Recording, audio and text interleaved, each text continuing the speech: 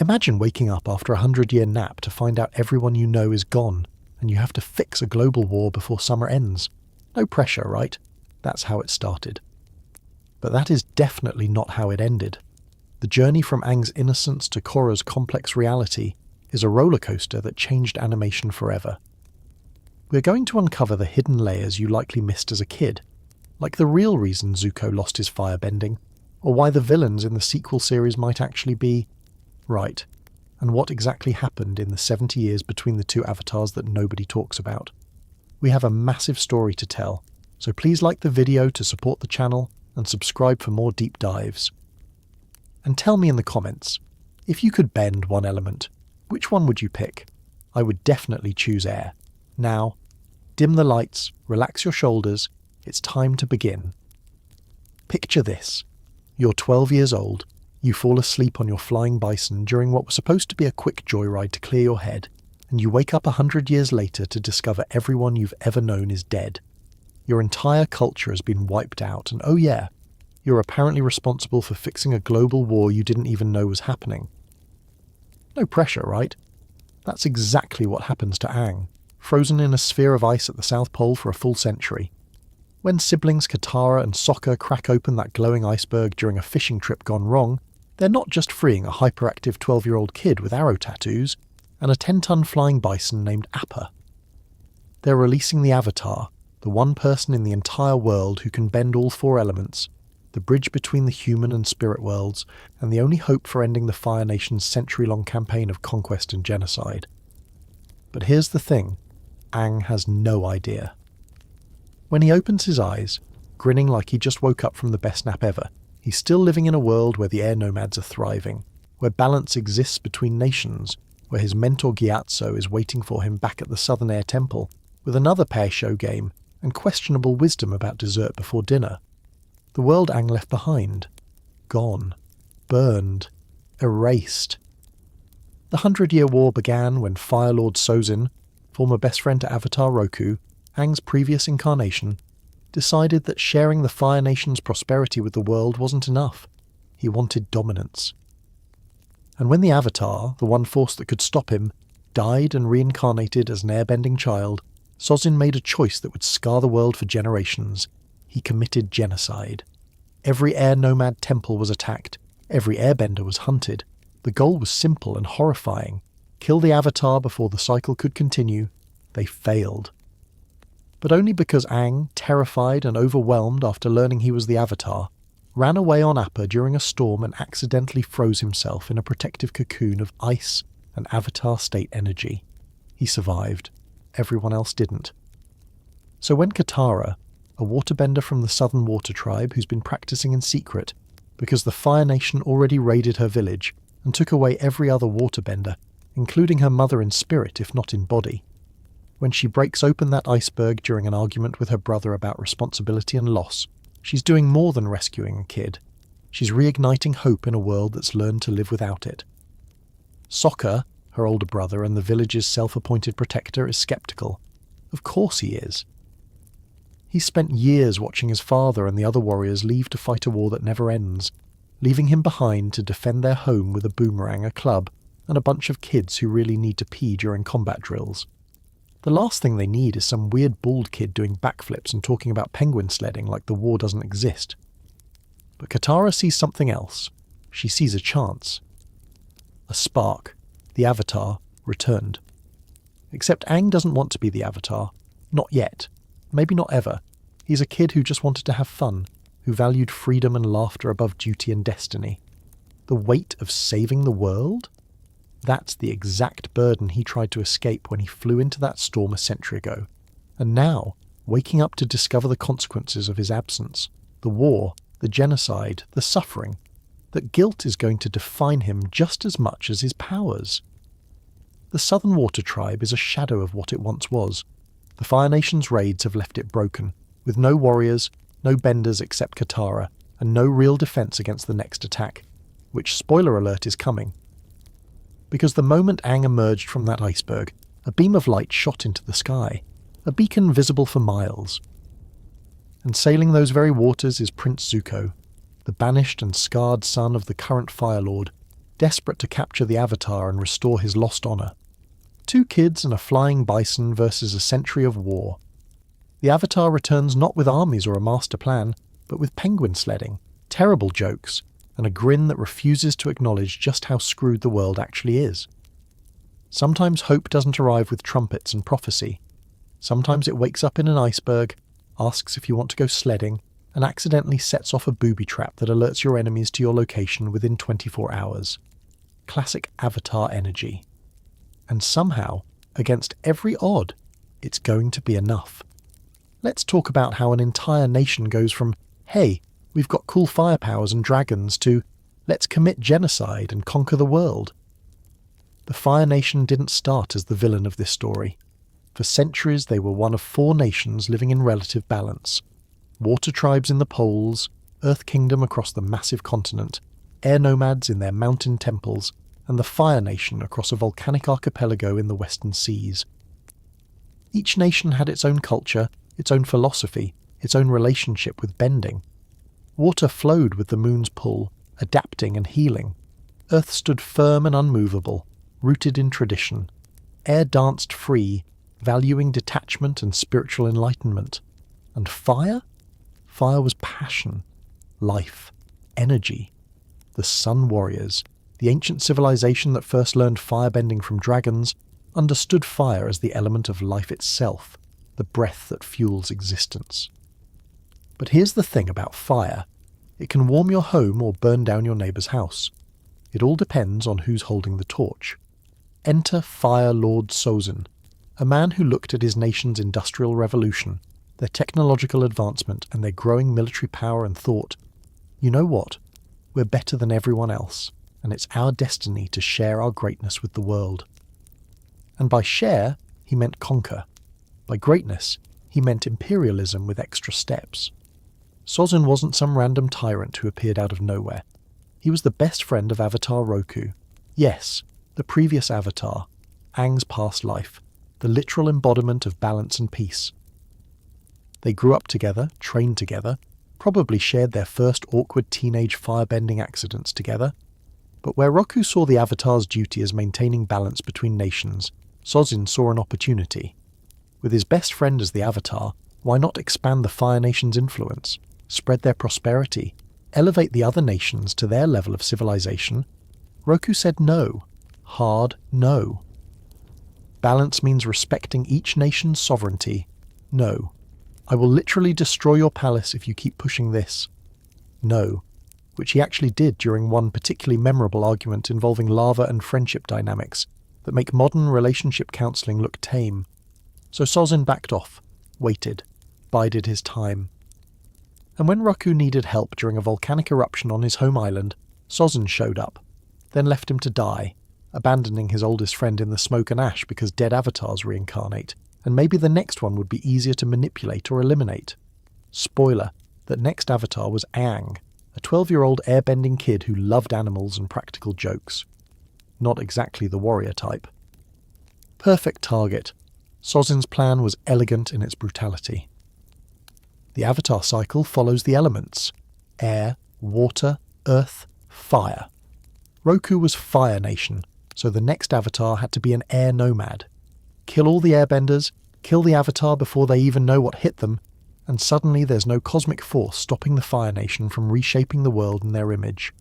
He timed his attack with the arrival of Sozin's Comet, a celestial event that supercharges firebending to catastrophic levels, arriving once every 100 years. With that kind of power boost, the Fire Nation launched simultaneous raids on all 4 air temples: northern, southern, eastern, and western.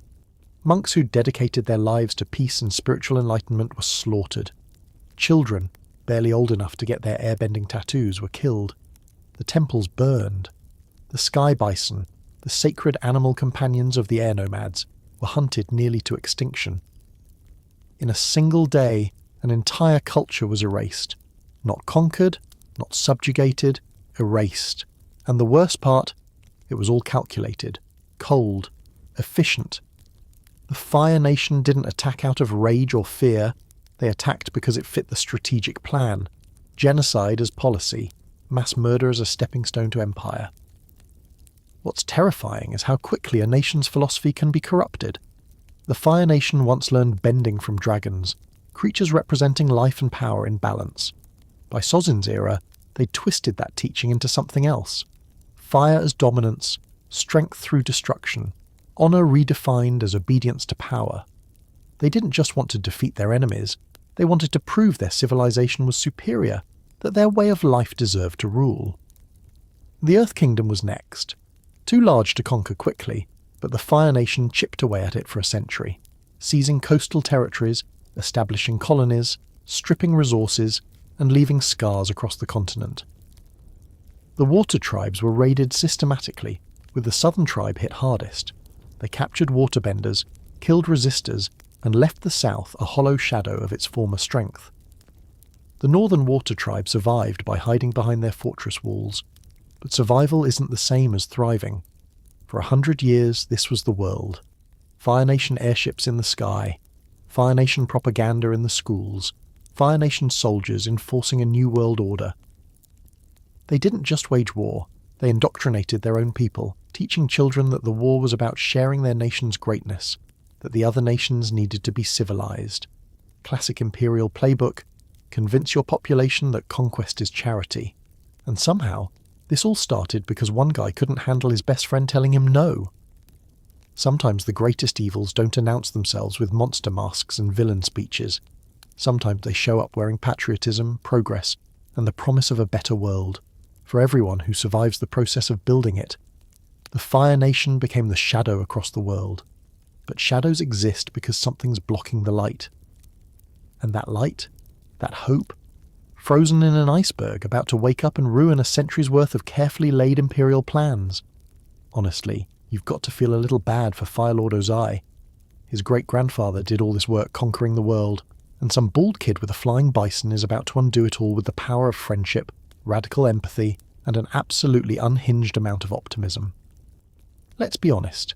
If there was ever a character who needed therapy, a hug, and possibly a new family, it's Prince Zuko.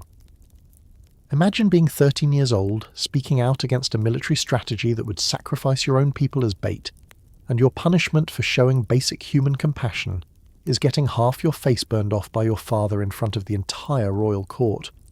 Then, instead of medical leave and maybe some family counselling, you get banished from your homeland with the impossible task of capturing the Avatar, a person who's been missing for 100 years and who everyone assumes is dead. That's Zuko's origin story, not exactly the Disney prince treatment. When we first meet Zuko in the South Pole, he's rage personified, a scarred teenager with a permanent scowl, a ponytail that defies both gravity and good taste, and an obsession with honour that borders on the pathological. His entire identity revolves around a single goal: capture the Avatar, return home, regain his honour, and earn his father's love. Simple, right? Except nothing about Zuko is simple, and that's exactly what makes him one of the greatest character arcs in television history. The scar on Zuko's face isn't just a visual marker, it's a constant reminder of Fire Lord Ozai's cruelty and the impossible standard Zuko's been conditioned to meet. During an Agni Kai, a traditional firebending duel, Zuko refused to fight his own father, believing that showing respect and refusing violence was the honourable choice. Ozai saw it differently. To him, Zuko's compassion was weakness, his mercy was shame, and the appropriate response was to permanently disfigure his own son while forcing him to kneel. Let that sink in. Zuko's dishonour was refusing to attack his abusive father. His crime was having a conscience. And yet, despite this traumatic lesson in the cost of compassion, Zuko spends the first season chasing the Avatar across the world, convinced that his father's love is something he can earn back through achievement. It's the tragic logic of abuse victims everywhere. If I just try harder, if I just prove myself, maybe then I'll be worthy of love. Spoiler alert, you can't earn what should be given freely, and Ozai was never going to love him regardless of what he accomplished. But Zuko doesn't know that yet. So he hunts, he fights, he fails spectacularly and repeatedly, because Aang is 12, unpredictable, and has the attention span of a hyperactive lemur, which makes him nearly impossible to capture using traditional military strategy. Enter Uncle Iroh, the true MVP of this entire series and possibly the best parental figure in animated television. Iroh is Ozai's older brother, a retired general, a dragon of the West, and a man who traded military glory for tea, pai sho, and the full-time job of keeping his nephew alive and semi-sane. He follows Zuko into exile not because he has to, but because he loves him, unconditionally, without strings, without demands for honour or achievement.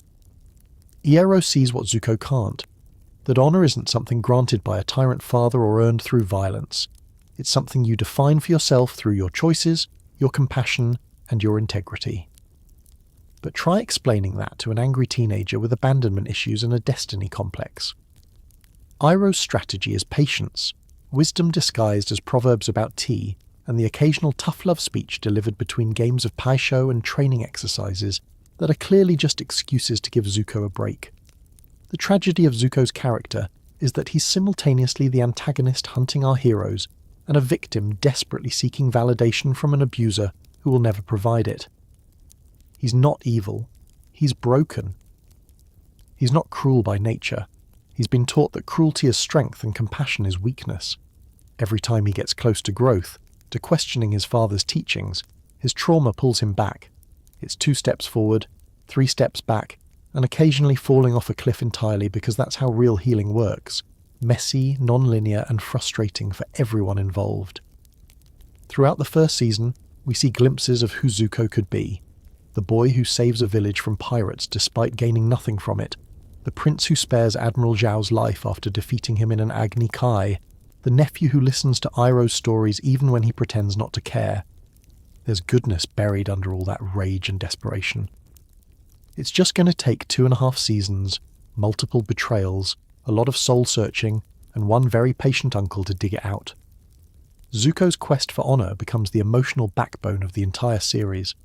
Because unlike Aang, who's learning to accept his destiny, Zuko is learning to reject his, to choose his own path instead of following the script written by an abusive father and a genocidal empire. But that journey, that reckoning with identity, morality, and what honour truly means, it's going to hurt. For Zuko, for Iroh, for everyone who makes the mistake of caring about this angry, scarred, tragically devoted kid who just wants to go home to a place that was never really home at all. Honestly, someone get this boy some tea and a lifetime supply of therapy sessions.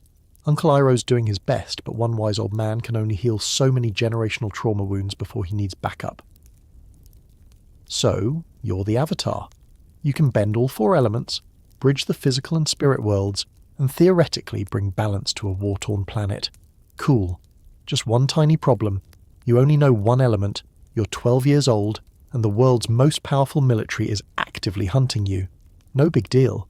You've just got to master waterbending, earthbending, and firebending before the Fire Nation's planetary scorching comet arrives at the end of summer. That gives you Check's calendar, roughly 9 months to accomplish what normally takes a lifetime per element. Welcome to Aang's crash course in saving the world, where the curriculum includes Don't Die, and the final exam is Stop Genocide. Here's the thing about bending in the Avatar universe. It's not just magic martial arts. Each element represents an entire philosophy, a way of approaching life, conflict and existence itself. Water flows and adapts. Earth stands firm and endures. Fire consumes and transforms. Air evades and redirects. To master an element isn't just about learning the moves, it's about internalizing a worldview, often one that contradicts everything you already know. For Aang, an airbender raised on principles of freedom, detachment, and avoiding conflict, learning to stand his ground and face problems head-on, that's going to be a journey. The first stop is the Northern Water Tribe, because conveniently Katara also needs a master.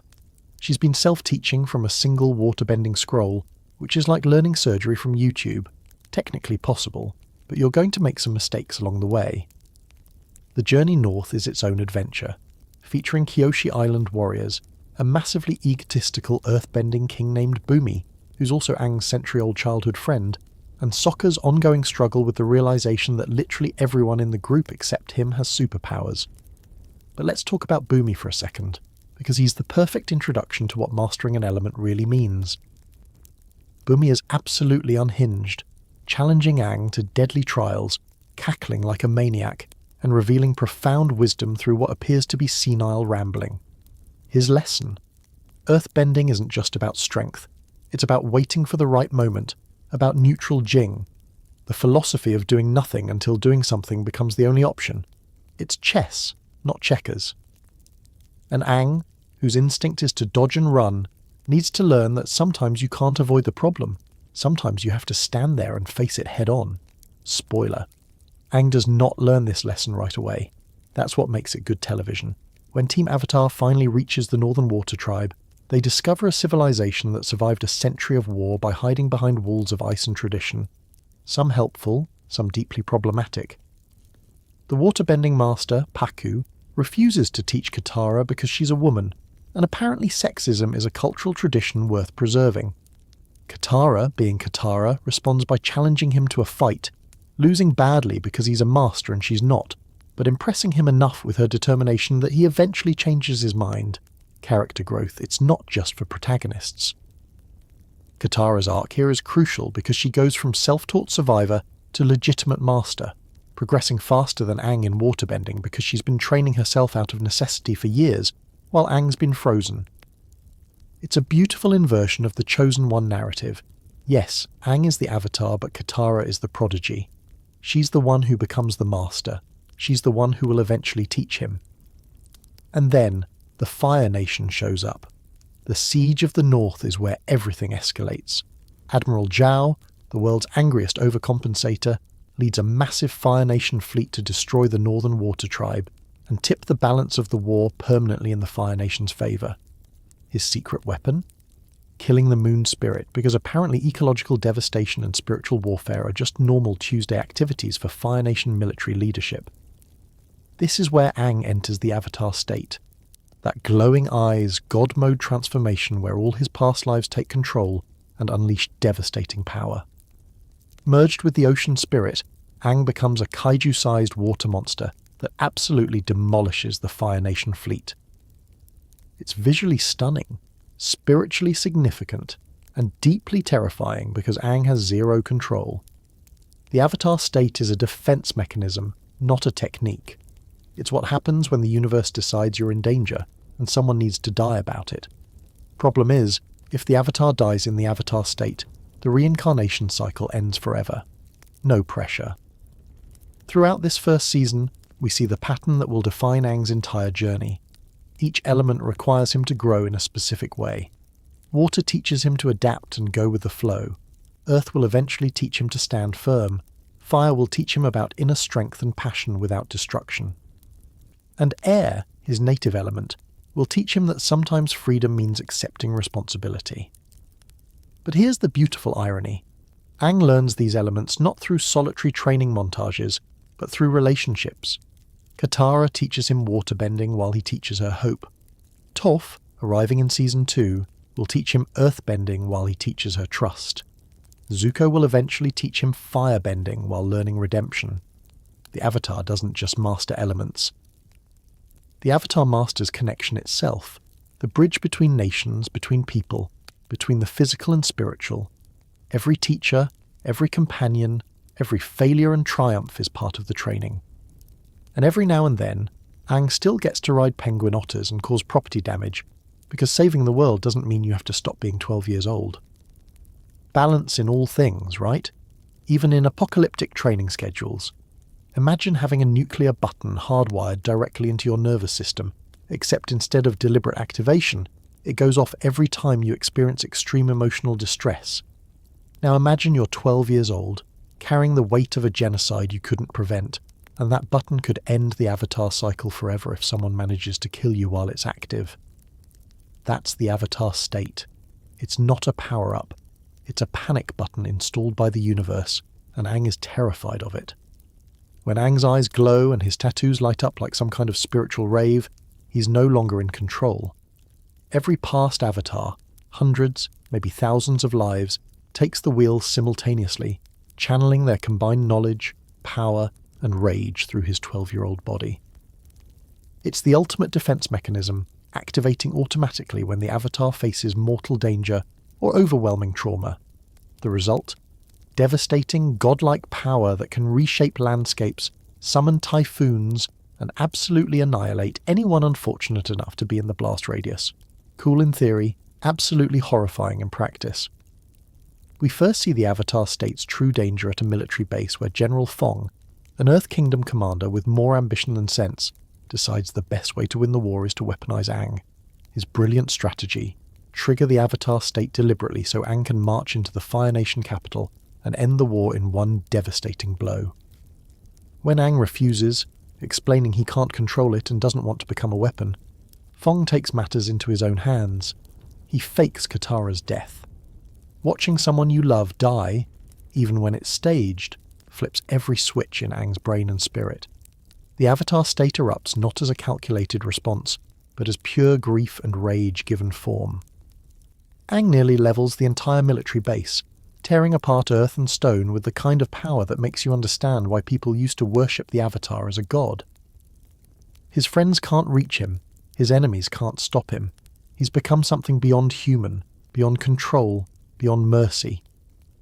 And then Avatar Roku intervenes from beyond death, pulling Aang out of the state long enough to deliver the most important warning of the series. If you die while in the Avatar state, the reincarnation cycle breaks forever.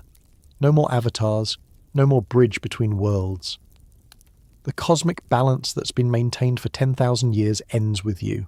No pressure, kid. Just don't get killed while experiencing the most vulnerable, out-of-control moments of your entire existence. Here's what makes the Avatar state so compelling as a narrative device. It's the opposite of the typical chosen one power fantasy.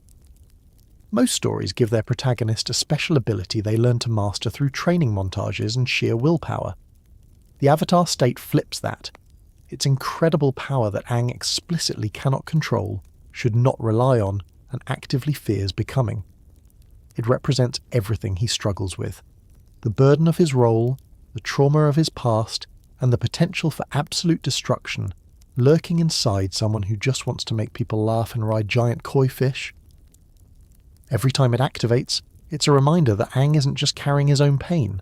He's carrying the accumulated trauma of every Avatar who came before him, every failure, every war, every impossible choice. The Avatar state is generational PTSD given supernatural form, and it triggers not through conscious decision, but through the exact moments when Aang is most hurt, most vulnerable, most in need of protection. The spiritual mechanics are fascinating too. The Avatar state connects Aang to Raava, the spirit of light and peace that fused with the first Avatar 10,000 years ago. Through Raava, all Avatar lives are linked, creating an unbroken chain of consciousness and power. In the Avatar state, that chain activates fully, past lives lending their strength, their bending mastery, their battle experience. It's beautiful and terrible, like watching someone download centuries of warfare directly into their soul. But it's also why Aang can't embrace it.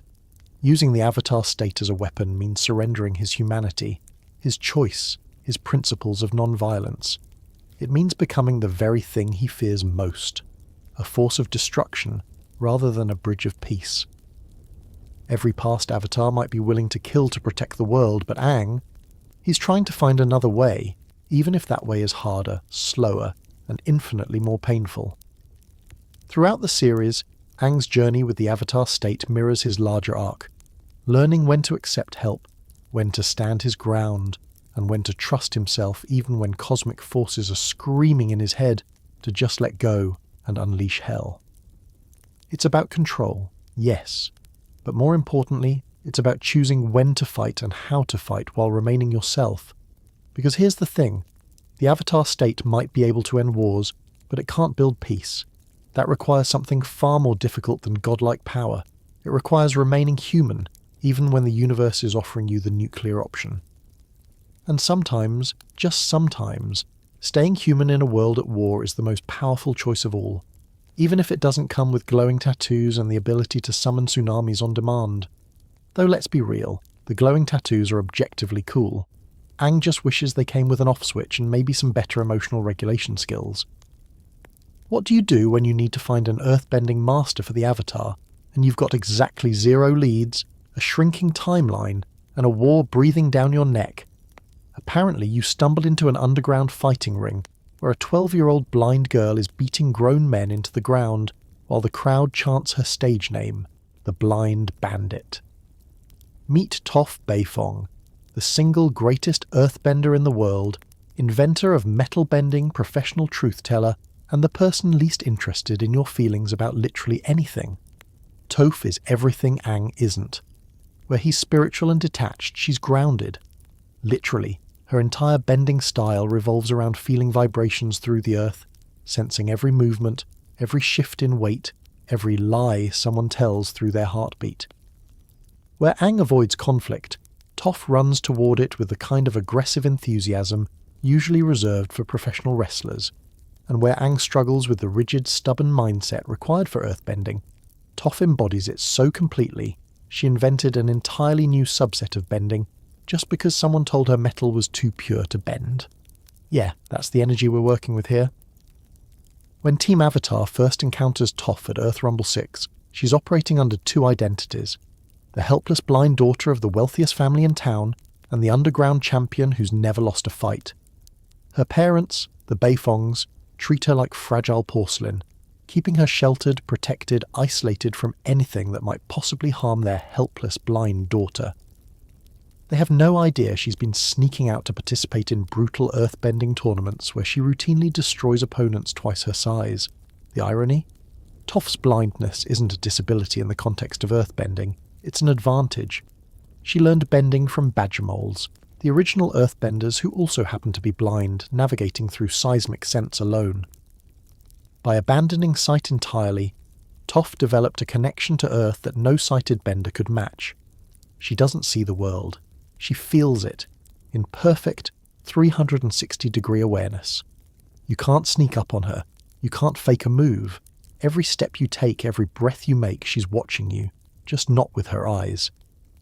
Aang has a vision of Toph before even meeting her, another one of those convenient Avatar spiritual connections that makes finding the right teacher slightly less impossible. When he tracks her down and asks her to teach him, she initially refuses. Why would she leave her comfortable life of secret fighting and parental deception to travel with the Avatar and get hunted by the Fire Nation? Then her parents prove exactly why she needs to leave. After discovering Toph's secret fighting career, they respond by doubling down on their overprotective nonsense, hiring guards to watch her constantly and effectively, placing her under house arrest. They can't see past her blindness to recognize her strength. To them, she'll always be fragile, always need protection, always be less than whole. So Toph makes a choice that will define her entire arc. She chooses freedom over safety, adventure over comfort, and self-determination over her parents' well-meaning suffocation. She leaves in the middle of the night, stealing away on Appa to join Team Avatar and become Aang's earthbending master. And oh boy, does she have opinions about how training should work. Toph's teaching philosophy can be summarized as, stop being a wimp and hit something. She has zero patience for Aang's airbender instincts to evade and avoid. Earthbending requires you to stand your ground, to face problems head-on, to plant your feet and refuse to budge. It's the opposite of everything Aang knows, which makes Toph the perfect teacher, and a deeply frustrating one. Their training sessions are disasters. Aang can't connect with the stubborn, confrontational energy required. Toph won't soften her approach because coddling students doesn't make them better earthbenders. They're butting heads constantly, which is exactly what earthbending is about. Two immovable forces colliding until one learns to adapt without losing their core strength. Beyond her bending prowess, Toph revolutionizes the group dynamic by being aggressively, refreshingly honest. She doesn't do emotional processing. She doesn't sugarcoat criticism. If you're being stupid, she'll tell you. If your plan is terrible, she'll say so. If Katara's trying to be the mum of the group again, Toph will absolutely call her out on it with the kind of brutal directness that makes everyone uncomfortable, but also weirdly necessary. She also invents metal bending, because apparently mastering Earth isn't enough, and she needed a new challenge. The principle is simple. Metal comes from Earth, so theoretically it should be bendable. The execution, revolutionary. Toph becomes the first person in history to bend metal, breaking through what everyone thought was an absolute limitation. Team Avatar gains more than a teacher when Toph joins. They gain a seismic sensor, a living lie detector, a master earthbender who can take on entire armies, and someone who'll tell Sokka his jokes aren't funny directly to his face. Honestly, every friend group needs a Toph.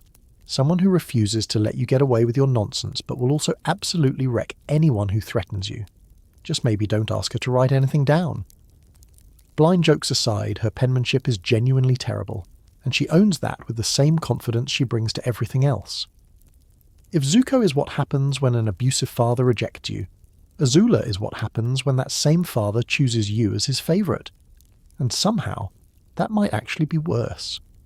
Princess Azula is everything Zuko isn't. A firebending prodigy, a tactical genius, ruthlessly efficient, and absolutely terrifying in ways that go far beyond her ability to shoot blue flames.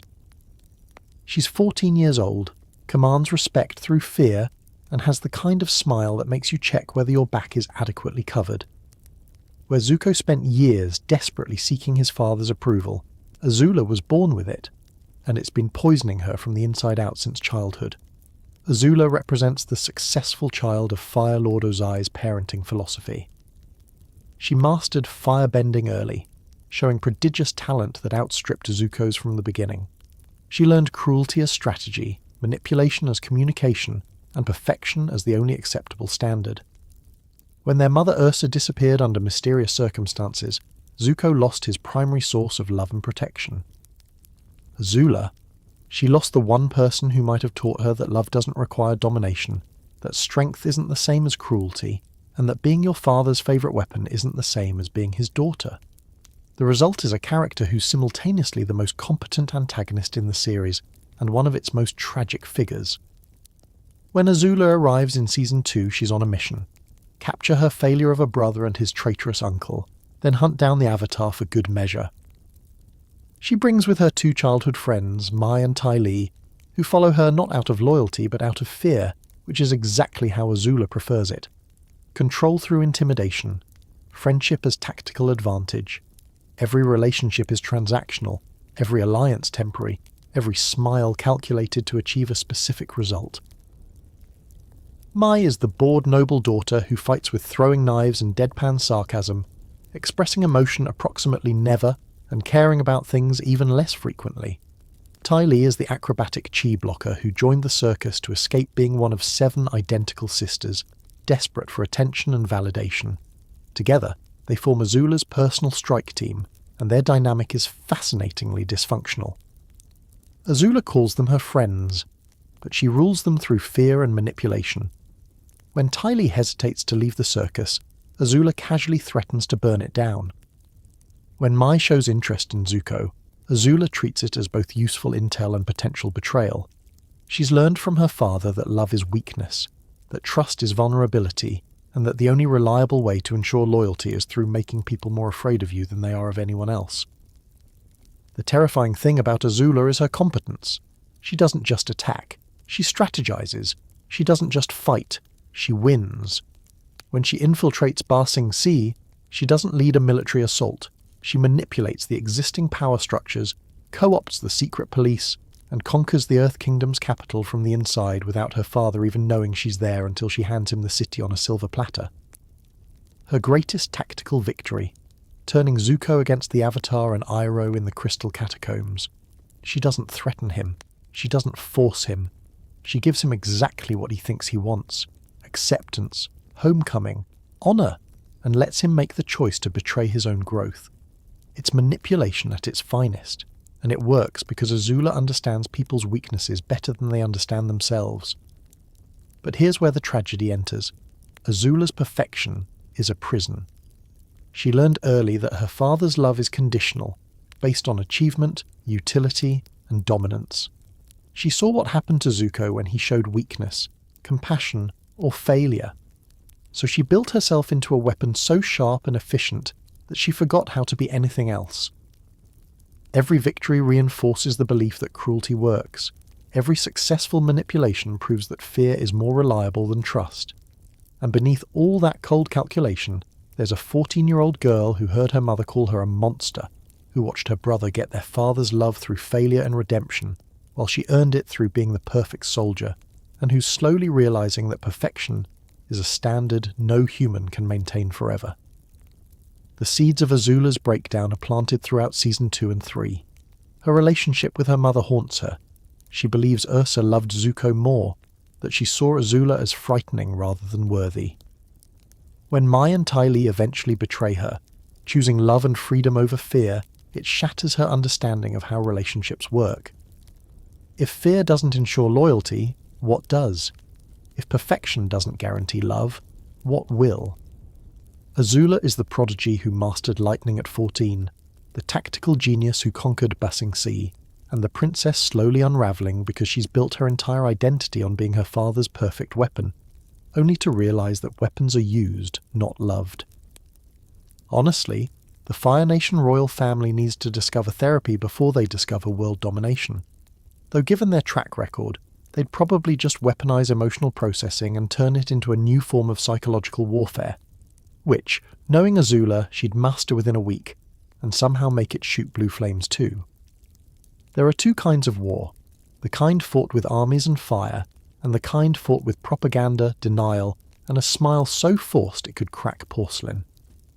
Welcome to Ba Sing Se, the great walled city of the Earth Kingdom, where the war doesn't exist because the government said so, and if you disagree, well, there's a lovely underground facility where you can be invited to reconsider your memories. Ba Sing Se is the Earth Kingdom's impenetrable capital, literally impenetrable, protected by massive walls that have kept the Fire Nation at bay for 100 years. It's a city of millions, divided into rings based on social class. The outer ring for refugees and the poor, the middle ring for merchants and workers, and the upper ring for the wealthy elite who've never had to acknowledge that the rest of the world is burning. At the centre sits the Earth King, a figurehead so sheltered and manipulated that he genuinely believes his kingdom is at peace. The city operates on a single rule. There is no war in Ba Sing Se. Say it, believe it, repeat it until the cognitive dissonance becomes comfortable. When Team Avatar arrives seeking the Earth King's help to prepare for the Fire Nation's invasion during the solar eclipse, they discover something far more insidious than military enemies. They discover a bureaucracy weaponized against truth itself. The Dai Li, the city's secret police and elite earthbenders, don't just enforce laws, they enforce reality. Under the command of Long Feng, the Grand Secretariat and true power behind the throne, they've created a surveillance state that maintains peace through information control, forced re-education, and the systematic suppression of anything that might disturb the illusion of safety. Refugees from Fire Nation attacks are filtered into the outer ring and forbidden from speaking about the war. Citizens who mention conflict are invited to Lake Laogai, a secret underground facility where the Dai Li literally brainwash dissent out of people's minds. And the Earth King? He's kept so isolated, so deliberately ignorant of his own kingdom's reality, that he doesn't even know there's been a war happening outside his walls for the past century. Long Feng is a different kind of villain. He doesn't want to conquer the world or burn nations to the ground. He wants control, stability, and the preservation of his own power within a system he's carefully constructed. He's the bureaucrat who convinced himself that authoritarianism is safety, that censorship is kindness, and that lying to an entire population is just good governance. His weapon isn't fire, it's paperwork, red tape, and the systematic erasure of inconvenient truths. The brilliance and horror of Ba Sing Se is how it mirrors real-world authoritarian tactics. Control the information, control the narrative, control the people. Tell them everything is fine enough times, punish anyone who says otherwise, and eventually they'll stop asking questions. It's gaslighting on a civic scale, and it's somehow more disturbing than open warfare because it comes wrapped in the aesthetics of civilization, order, and peace. Jet's story intersects tragically with Ba Sing Se's conspiracy. The freedom fighter leader who once attacked innocent Fire Nation civilians in his quest for revenge arrives in the city trying to start fresh, to move beyond his trauma and anger. When he discovers the Dai Li's conspiracy and tries to expose it, he's captured, brainwashed, and when he finally breaks free of their control long enough to help Team Avatar, he's killed by Long Feng. Jet dies in a dusty underground facility, a kid whose whole life was defined by war. First losing his family to Fire Nation soldiers, then becoming a vengeful fighter himself, and finally dying at the hands of his own kingdom's secret police. His last words, asking if he'll be okay, receive only silence from the group because they know he won't. It's a quiet, devastating death that proves sometimes the enemy isn't just the nation with fire and ships. Sometimes it's the system claiming to protect you. The fall of Ba Sing Se happens not through military siege but through Azula's infiltration.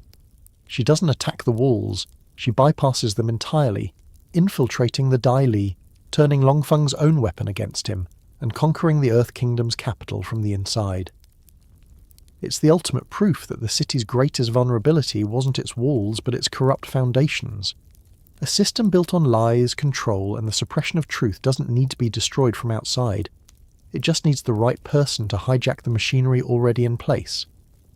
By the time the Earth King learns there's actually been a war this whole time, his kingdom is already lost, conquered by a 14-year-old girl who understood that institutions built on deception are incredibly easy to co-opt if you're willing to be more ruthless than the people running them.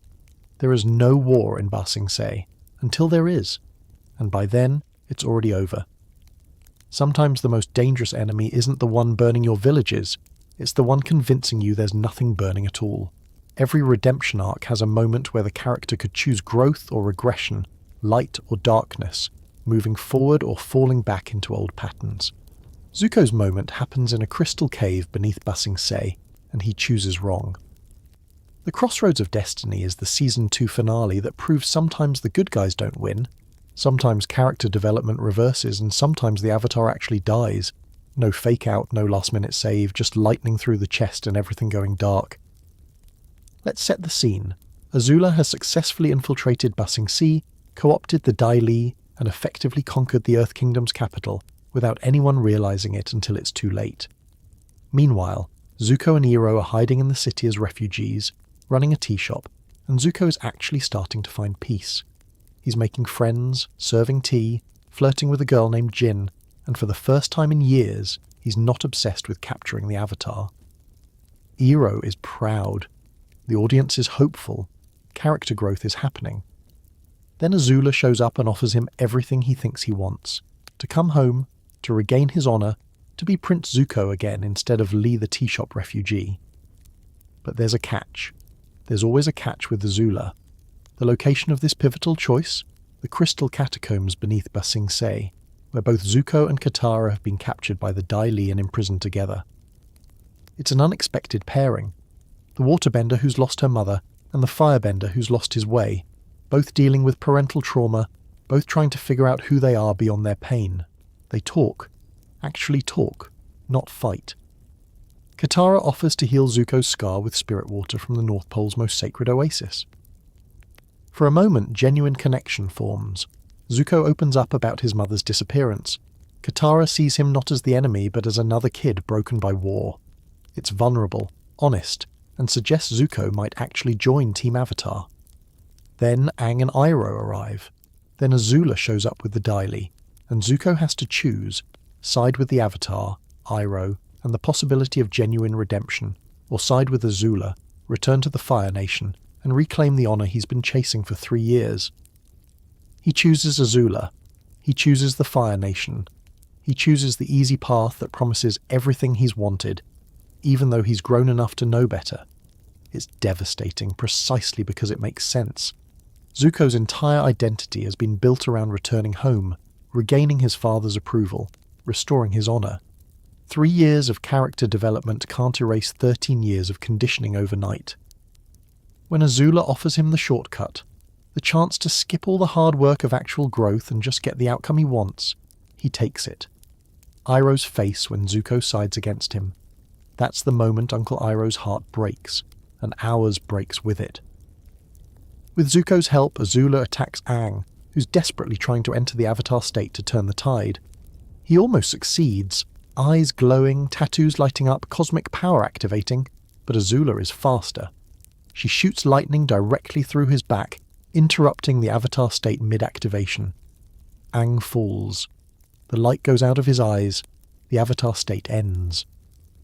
And for the first time in the series, we're watching the actual death of the Avatar, which means the cycle breaks, the bridge between worlds shatters, and the Fire Nation wins.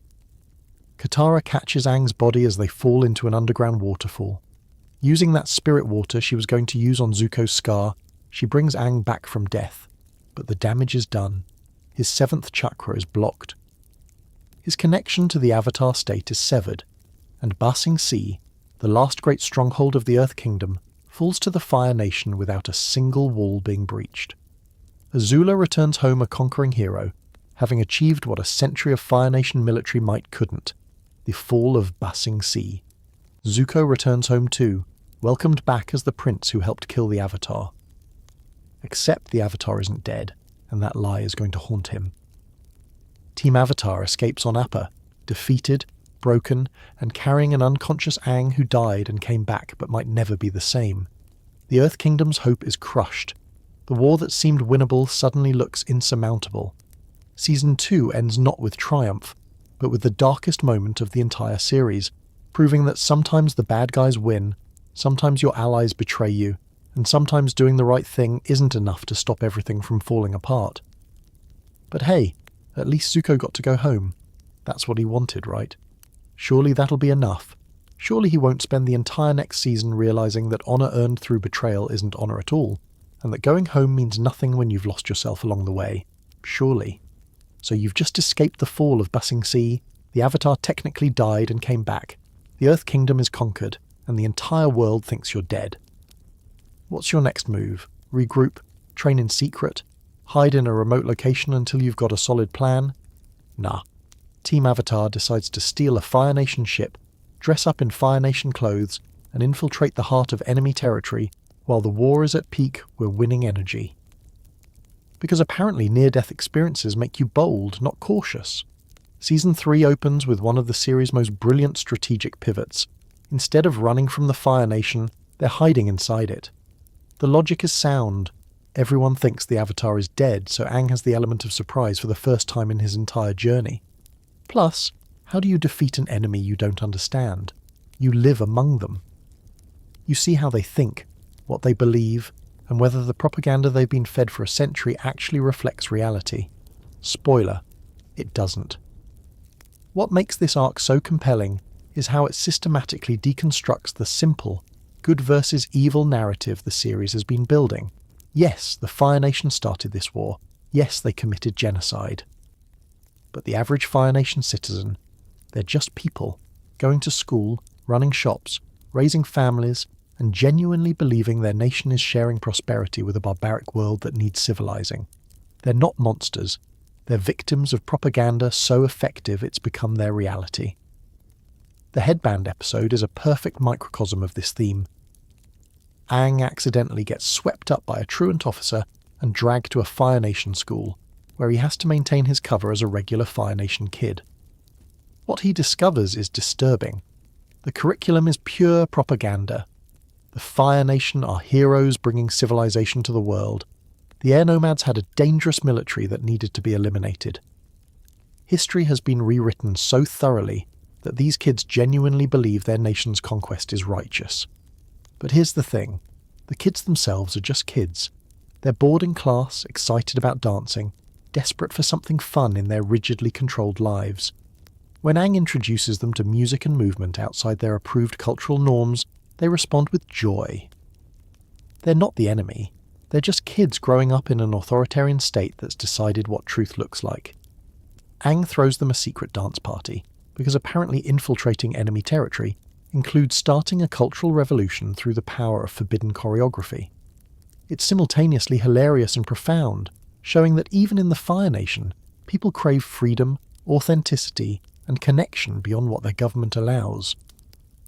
The Painted Lady episode hits even harder on the humanization front. Team Avatar encounters a Fire Nation village poisoned by industrial pollution from a nearby factory. These are Fire Nation citizens suffering under their own nation's industrialization, collateral damage in the machine of war. Katara, whose mother was killed by Fire Nation soldiers, could walk away. These are the enemy, right? Instead, she disguises herself as a local river spirit, the Painted Lady, and secretly helps the village, healing the sick and bringing them food. When Sokka discovers her deception, he's frustrated. They're on a timeline.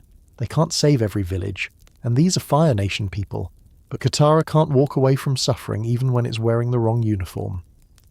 She and Aang destroy the factory polluting the river, and when Fire Nation soldiers attack the village in retaliation, Team Avatar defends it, dressed as spirits, protecting Fire Nation civilians from Fire Nation military. It's a moment that crystallizes the series' moral complexity. The enemy isn't a nation, it's a system. The enemy isn't people, it's ideology. And sometimes saving the world means saving individuals who technically belong to the side trying to kill you, because every life matters, even when geopolitics says it shouldn't. Living undercover in the Fire Nation transforms Team Avatar's understanding of the war. They're not fighting faceless villains. They're fighting against imperialism, propaganda, and a century of conditioning that's harmed both the conquered and the conquerors. Fire Nation citizens are trapped in their own nation's lies, taught to see violence as virtue and conquest as charity. This arc proves that winning the war isn't just about defeating Fire Lord Ozai.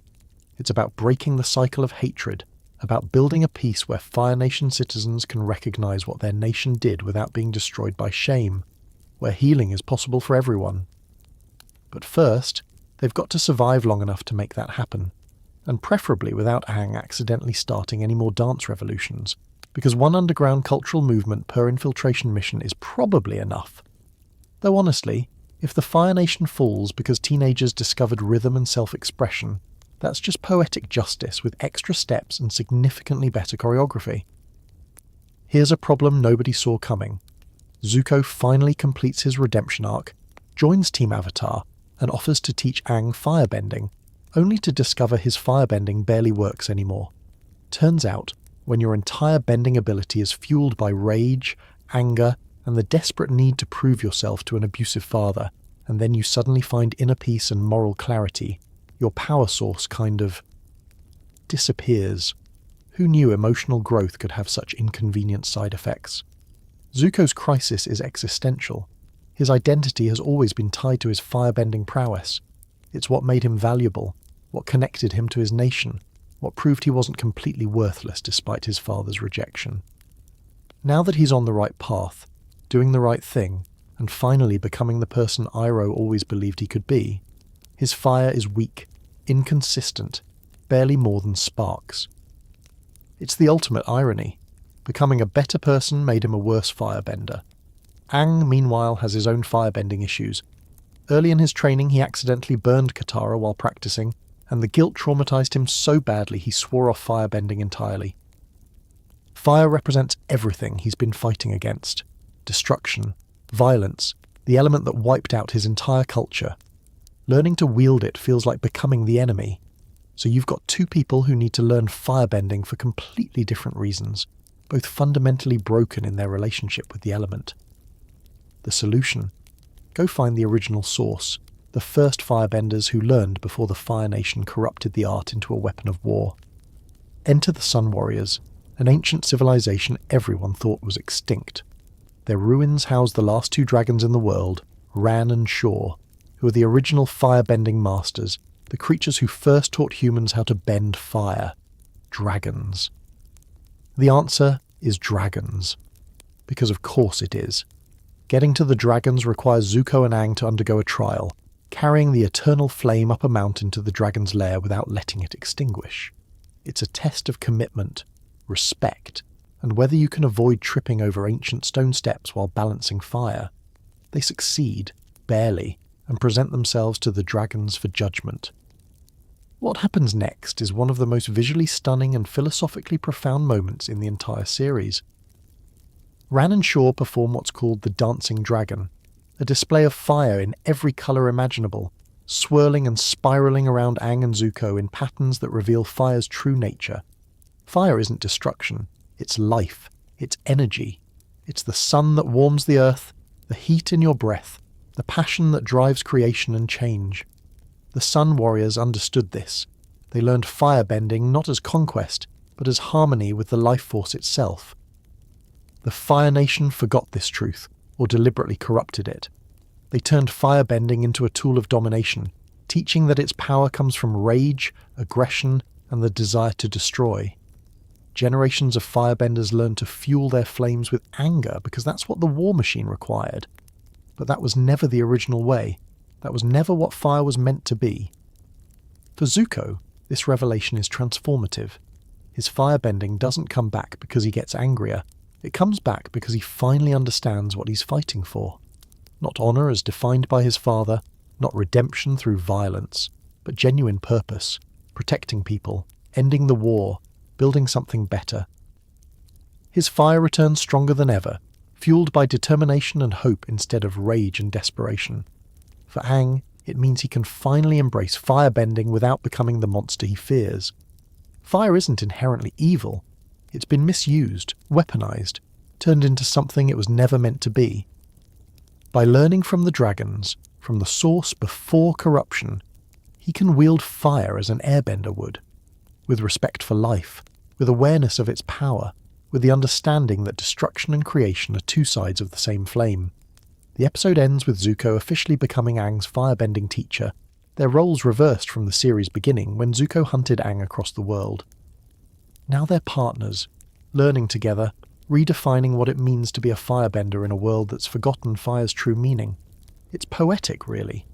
The banished prince and the last airbender, taught by the last dragons, rediscovering an ancient truth that's been buried under a century of propaganda and war. Sometimes saving the world requires going back to the beginning, to the moment before everything went wrong, and learning the lesson that got lost along the way. Also, dragons are objectively cool, and if your redemption arc includes being judged worthy by ancient magical dragons who perform rainbow fire dances around you, that's just peak character development energy. Zuko's really come a long way from that angry ponytail phase. The dragons approve, and honestly that's the only validation that matters. There's a moment in every revenge story where the hero confronts their enemy, weapon raised, justice within reach, and the narrative asks, what now? Most stories answer with catharsis. Kill the villain, get closure, roll credits. Avatar asks something harder. What if revenge doesn't actually heal you? What if forgiveness isn't always possible? And what if the only way forward is something messier, more complicated, and deeply uncomfortable? Welcome to the Southern Raiders, where Katara finally gets the chance to confront the Fire Nation soldier who killed her mother, and the show refuses to give us, or her, an easy answer. Katara has been carrying this trauma since she was a child. Her mother Kaya sacrificed herself to protect Katara when Fire Nation raiders came hunting the last waterbender in the Southern Water Tribe. Kaya lied, claiming she was the waterbender, and was killed for it. Katara survived, but the guilt and grief have defined her ever since. Every act of nurturing, every protective instinct, every time she mothers the group, it's all rooted in that moment when her mother died so she could live. And throughout the series, Zuko has been the face of that pain. Fire Nation, the enemy. The person she blamed, consciously or not, for everything the Fire Nation took from her.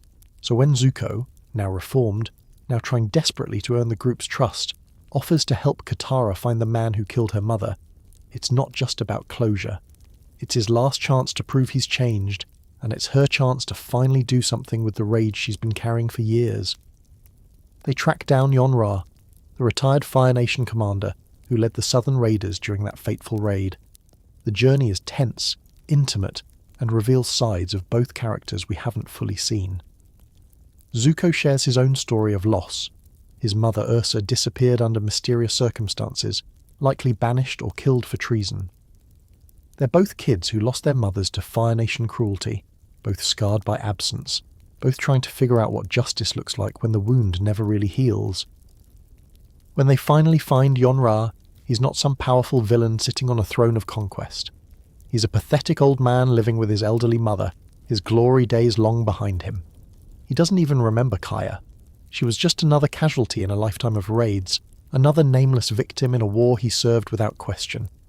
Katara has him at her mercy. She could bloodbend him, that terrifying technique she learned that lets waterbenders control the water in people's bodies, turning them into puppets. She could kill him. She could make him suffer the way her mother suffered. The show has built to this moment, and every expectation says this is where she gets her revenge, or chooses forgiveness. She does neither. Katara looks at this man, this small, frightened, pathetic man who took everything from her and doesn't even remember doing it, and she realizes killing him won't bring her mother back. Forgiving him won't heal the wound. He's not worth it. Not worth her rage, not worth dirtying her hands, not worth the piece of herself she'd have to sacrifice to deliver justice that wouldn't actually feel like justice. So she walks away. Not because she forgives him, she explicitly tells Aang later that she'll never forgive Yonra, but because letting him live with his own insignificance is somehow more powerful than giving him the dramatic death that would at least make his existence meaningful. It's one of the most mature, morally complex resolutions in children's television. The show refuses to say revenge is wrong while also refusing to say it's right. It doesn't force Katara to forgive because that's what heroes do. It lets her sit in the uncomfortable truth that some wounds don't close, some people don't deserve forgiveness, and healing doesn't require absolving the people who hurt you. What Katara does forgive, finally, truly, is Zuko. Not because he helped her get revenge, but because he understood her pain enough to let her make her own choice without judgment. He didn't try to stop her if she wanted to kill Yonra. He didn't pressure her to forgive. He just stood beside her and let her decide what closure looked like for herself. That's redemption. Not fixing everything, not erasing the past, just being present while someone works through their pain and respecting whatever conclusion they reach. The episode ends with Katara and Zuko finally at peace with each other. The last barrier between them dissolved not through grand gestures, but through mutual understanding of grief, loss, and the complicated reality that sometimes the best you can do is survive your trauma without letting it consume you. Aang struggles with this throughout the episode because his philosophy is forgiveness, letting go, choosing peace. And Katara loves him, but she can't be him. She's not an Air Nomad monk. She's a water tribe girl who watched her mother die and carried that weight through a war. Her path to healing looks different, and the show honours that difference instead of forcing everyone to resolve trauma the same way. Sometimes you forgive, sometimes you get revenge. And sometimes you just walk away, carrying your pain a little lighter than before, knowing that closure isn't about the person who hurt you. It's about reclaiming your own power to choose what happens next. Honestly, if more revenge stories had this kind of nuance, we'd have a lot fewer protagonists with questionable body counts and unresolved emotional issues. Though Katara's version of restraint still involves bloodbending a guy into submission before deciding not to kill him, so let's appreciate that her mercy comes with a healthy dose of, I could absolutely destroy you, but you're not worth the effort. That's growth with attitude, and it's perfect. It all comes down to this. A 12-year-old pacifist monk versus the most powerful firebender in the world, enhanced by a comet that makes firebending catastrophically stronger, and the fate of literally everyone hangs in the balance. Oh, and the 12-year-old still hasn't figured out whether he's morally okay with killing people, so that's a problem. Sozin's comet arrives once every 100 years, turning firebenders into weapons of mass destruction. Fire Lord Sozin used it to commit genocide against the Air Nomads. Now Fire Lord Ozai plans to use it for an encore performance, burning the entire Earth Kingdom to ash, wiping out every village, city and living thing in a campaign of destruction that makes the past century of war look like a warm-up. No more occupation, no more colonies. Just complete annihilation, because apparently Ozai decided conquest wasn't enough, and the only way to truly win is to ensure there's nothing left to rule over, except a smoking crater where a kingdom used to be. The plan is simple. Aang fights Ozai. Zuko and Katara stop Azula from becoming Fire Lord. Sokka, Toph and Suki disable the airship fleet before it can burninate the countryside. And Uncle Iroh leads the Order of the White Lotus, a secret society of the world's greatest benders, to liberate Ba Sing Se. Simple, except for the part where Aang vanishes right before the battle because he's having an existential crisis about whether killing is ever justified, even to stop genocide. He ends up on a mysterious island that turns out to be a giant lion turtle, an ancient creature that existed before the Avatar, before bending, before the world divided into nations. The lion turtle offers cryptic wisdom and a gift, energy bending, the ability to bend not elements but the energy within a person. It's the original bending, the fundamental force from which all other bending derives. It's also incredibly dangerous. If your own spirit isn't unbendable, if you're not completely resolute in who you are, the person you're trying to energy bend will corrupt and destroy you instead. No pressure on the 12-year-old trying to invent a third option between kill the dictator and let him burn the world. The final battle is everything you'd expect from a series finale. Epic, devastating, visually stunning and emotionally wrenching across multiple simultaneous conflicts. Zuko and Azula face off in an Agni Kai that's less a fight and more a tragedy. Azula unravelling mentally, her perfectionism shattered by Mai and Ty Lee's betrayal, her lightning strikes erratic and desperate. Zuko would win cleanly, except Azula aims lightning at Katara, and Zuko takes the bolt himself to protect her. Katara finishes the fight, chaining Azula down as the princess has a complete psychological breakdown, sobbing and screaming in defeat. There's no triumph in that victory, just sadness for what Azula could have been if anyone had loved her without conditions. Meanwhile, Aang confronts Ozai in a battle that destroys landscapes. The Fire Lord is enhanced by the comet, shooting flames that dwarf mountains. Aang dodges, evades, defends, but won't attack lethally. He's fighting to survive, not to kill, and it's not enough. Then Ozai slams Aang into a pointed rock. The impact hits exactly where Azula's lightning struck him in Ba Sing Se, where his seventh chakra was blocked, where his connection to the Avatar state was severed. The blockage breaks, the Avatar state activates, and suddenly, Ozai, the most feared man in the world, the Phoenix King with the power of the comet, is running for his life. Aang in the Avatar state is terrifying. He bends all four elements simultaneously, creating a sphere of absolute destruction. He pins Ozai down, raises his hand for the killing blow, and every past Avatar is screaming at him to do it. Kill the Fire Lord.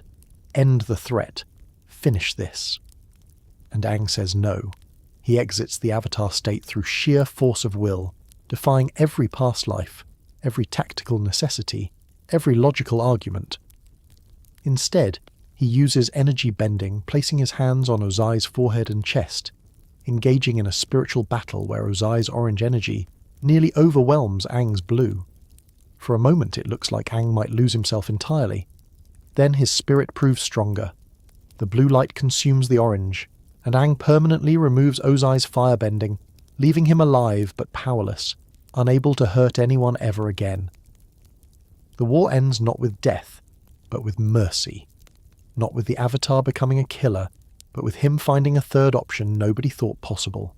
Zuko is crowned Fire Lord, standing beside the Avatar, promising to heal the world his great-grandfather broke. Ba Sing Se is liberated. The Fire Nation's century of conquest ends, and Aang and Katara finally kiss as the sun sets over a world that can finally, actually, genuinely begin to heal. Sometimes, saving the world means staying true to who you are, even when everyone tells you it's impossible. Sometimes the hardest choice is refusing to let war change you into something you're not. And sometimes, just sometimes, love and hope and an airbending kid who refused to kill actually do win. Though let's be real, energy bending is basically the narrative equivalent of, and then a wizard showed up with a convenient solution, but we're all too emotionally destroyed by Azula's breakdown and too thrilled by the ending to care. Balance restored, war ended, 12-year-old still 12, but now with a girlfriend and significantly less world-saving responsibility. Honestly, the kid earned that kiss. 3 seasons of emotional trauma, multiple deaths, genocidal dictators, and he still chose peace. That's the most powerful bending of all. So the war is over, the Fire Lord is defeated, balance is restored, roll credits, everyone goes home, happily ever after, right? Not even close. Zuko becomes Fire Lord at 16 years old, inheriting a nation that's spent a century being told conquest is destiny, violence is honour, and the rest of the world exists to be civilized by Fire Nation superiority. His first challenge isn't defeating enemies. It's convincing his own people that everything they've been taught for 4 generations was a lie, and somehow doing that without triggering a civil war or getting assassinated by nationalists who think he's a traitor. No pressure for a teenager whose primary qualification is didn't commit genocide and feels bad about things. The coronation is beautiful. Zuko standing before his nation, promising peace, harmony, and a new era. Iroh refuses the throne himself, citing Zuko's unquestionable honour, which is touching but also slightly concerning, given that Zuko's decision-making track record includes betrayed the Avatar in a cave and hired an assassin to cover up a lie. Growth is messy, and apparently so is nation-building. The real work begins immediately. Because here's what nobody talks about in war stories. Ending the fighting is the easy part. Building peace is where things get complicated, morally ambiguous, and deeply uncomfortable for everyone involved. Take the Fire Nation colonies in the Earth Kingdom. Cities and towns where Fire Nation citizens have lived for generations, intermarrying with Earth Kingdom people, building lives, raising families. These aren't invaders anymore. They're just people who happen to be born in occupied territory. Do you force them to leave? Uproot entire communities because their great-grandparents were colonizers? What about the mixed families, the children of both nations? The Harmony Restoration Movement tries to solve this by relocating all Fire Nation colonists back to the Fire Nation. Sounds simple. Feels like justice. Give the Earth Kingdom back its land, undo the occupation, restore what was taken. Except it's not that simple. When Zuko visits Yudao, one of the oldest colonies, he finds a genuinely multicultural society. Earth Kingdom and Fire Nation people living together, working together, building something new. The factory owner is Earth Kingdom, her husband is Fire Nation, their daughter is both, and forcing her family to split along national lines isn't liberation. It's cruelty wearing the mask of justice. Zuko has a crisis. He consults his imprisoned father, because apparently when you're confused about governance, checking in with the genocidal dictator seems like a move.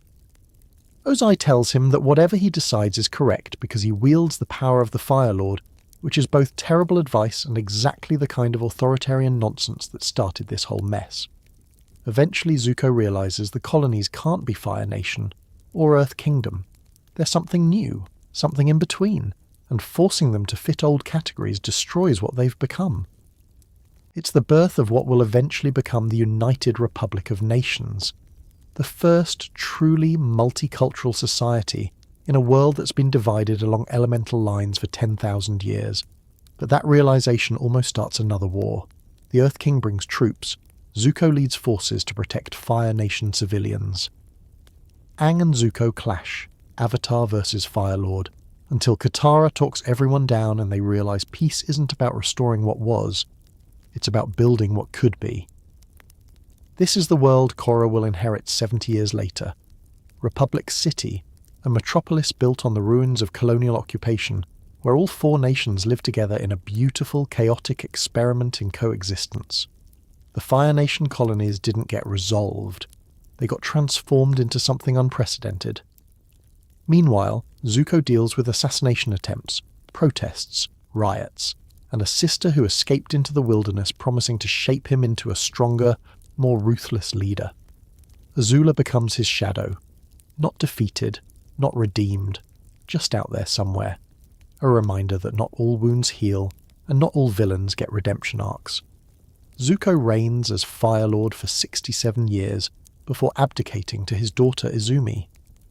67 years of rebuilding, reforming, and trying to atone for a century of imperial violence. He appears as an old man in the Legend of Korra, still protective of the Avatar, still carrying the weight of his nation's past, still working toward peace even in his 80s. Because that's the truth nobody tells you about saving the world. It doesn't stay saved. Peace isn't a destination. It's ongoing work, generation after generation, constantly choosing connection over division, understanding over hatred, growth over comfortable certainty. The war ended in a single battle. Building a world worth living in took lifetimes. And 70 years later, when a new avatar emerges from the Southern Water Tribe, bold, impatient, and ready to punch problems in the face, she'll inherit both the promise of that peace and the complications it created. But that's another story. One that's going to require significantly more sports montages and 1920s aesthetic industrialization. 70 years after Aang saved the world, a new avatar is born in the Southern Water Tribe, and she announces herself at age 4 by bursting through a wall, shooting fire, earth, and water simultaneously, and declaring, "I'm the Avatar, you gotta deal with it!" Meet Korra, the anti-Aang, and exactly what this franchise needs to stay interesting. Where Aang was gentle, spiritual, and ran away from responsibility, Korra is aggressive, physical, and has been training to be the Avatar since she could walk. Where Aang needed to learn discipline and combat, Korra needs to learn restraint and spirituality. Where Aang valued freedom and detachment, Korra craves action and connection. They're opposites in almost every way, which is precisely the point. Each avatar is what their era requires, and the world Korra inherits needs someone willing to punch problems in the face. Because that world, it's complicated in ways Aang never had to deal with. Republic City rises where the Fire Nation colonies used to be, a gleaming metropolis of Art Deco architecture, automobiles, electricity, and all four nations living together in what's theoretically harmony, but actually looks more like controlled chaos. It's the 1920s, but with bending. Skyscrapers tower over neighbourhoods divided along class lines more than national ones. Pro-bending, a sport where teams of fire, water and earthbenders compete in an arena, draws massive crowds and radio broadcasts. Technology has advanced so rapidly that the spiritual connection that defined Aang's era feels almost quaint. And into this world steps Korra, 17 years old, having mastered 3 elements while living in an isolated compound at the South Pole her entire life. She's been trained by the best masters the White Lotus could provide, kept safe and sheltered, and completely unprepared for the reality of being Avatar in a modern world that's not sure it needs one anymore. Her first act upon arriving in Republic City: getting into a street fight with some gangsters, destroying half a block of property and getting arrested. Her second act: arguing with the police chief, who happens to be Toph's daughter, Lin Beifong, and who has exactly 0 patience for entitled teenagers with God-mode powers and no impulse control. Korra's struggle isn't learning to bend. She's been phenomenal at that since childhood. Her struggle is learning why to bend, when to bend, and occasionally when not to bend, which is apparently never her first instinct. She's also deeply, fundamentally blocked when it comes to airbending and spiritual connection, the 2 things Aang excelled at naturally. The irony is perfect. The Avatar who needs spirituality most is the one least equipped to access it. This isn't a flaw in her character, it's a reflection of her world. Republic City runs on industry, innovation, and the kind of rapid modernization that leaves spiritual traditions behind. Non-benders have technology that makes them just as powerful as benders in many contexts. The old ways, monks meditating in temples, tribal traditions, spiritual wisdom passed down through generations, feel increasingly irrelevant to a population obsessed with radio broadcasts, sporting events, and the next technological marvel. Tenzin, Aang and Katara's youngest son, and the only remaining airbending master, becomes Korra's spiritual teacher and the bridge to the previous generation. He's dedicated his life to preserving Air Nomad culture and training the Avatar, carrying the enormous burden of being the sole link to his father's people. When Korra struggles with airbending, it's not just frustrating, it's existential. If the Avatar can't master air, can't connect to spirituality, what does that say about the world they're supposed to protect? The Legend of Korra is, from its first episode, a different show than The Last Airbender. It's darker, more politically complex, grappling with questions about equality, technology, tradition versus progress, and whether the Avatar is even necessary in a world that's learned to function without one for 70 years. Where Aang's journey was about accepting his destiny, Korra's is about defining what that destiny means when the old rules no longer apply. And hovering over everything is the legacy of Team Avatar, now the elderly, or dead, heroes of legend. Katara is a wise healer and grandmother. Toph became the police chief who invented metal-bending cops. Sokka served on the Republic City Council until his death. Zuko stepped down as Fire Lord but still advises his daughter. And Aang died 13 years ago, and his absence shapes everything. Korra isn't stepping into an empty role. She's inheriting the legacy of possibly the greatest Avatar who ever lived, in a world he helped create but would barely recognise. No pressure for a hot-headed 17-year-old who just wants to prove herself and maybe win at pro-bending while she's at it. Honestly, if Aang's journey was learn to be Avatar, Korra's is figure out what being Avatar even means anymore, and that's going to require a lot more than mastering the elements. It's going to require growing up in a world that's already moved on. Imagine living in a world where some people are born with superpowers and you're not. They can throw fire, move earth, freeze water and bend air, while you're just regular. They dominate the police force, the military, the government and the economy. And when gangs extort your business or roughhouse your neighbourhood, They're all benders using their powers to intimidate people who have no defense against literal magic. Now imagine someone comes along promising to make things equal, to take away that unfair advantage, to build a world where everyone stands on the same ground, where being born without bending doesn't automatically make you a second-class citizen. That's the equalist movement, and honestly, they've got a point. Aemon emerges as a masked revolutionary leader with a singular terrifying ability.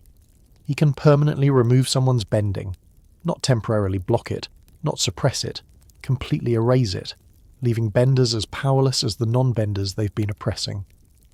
He stages public demonstrations where he strips captured benders of their abilities in front of massive crowds, and instead of being horrified, people cheer.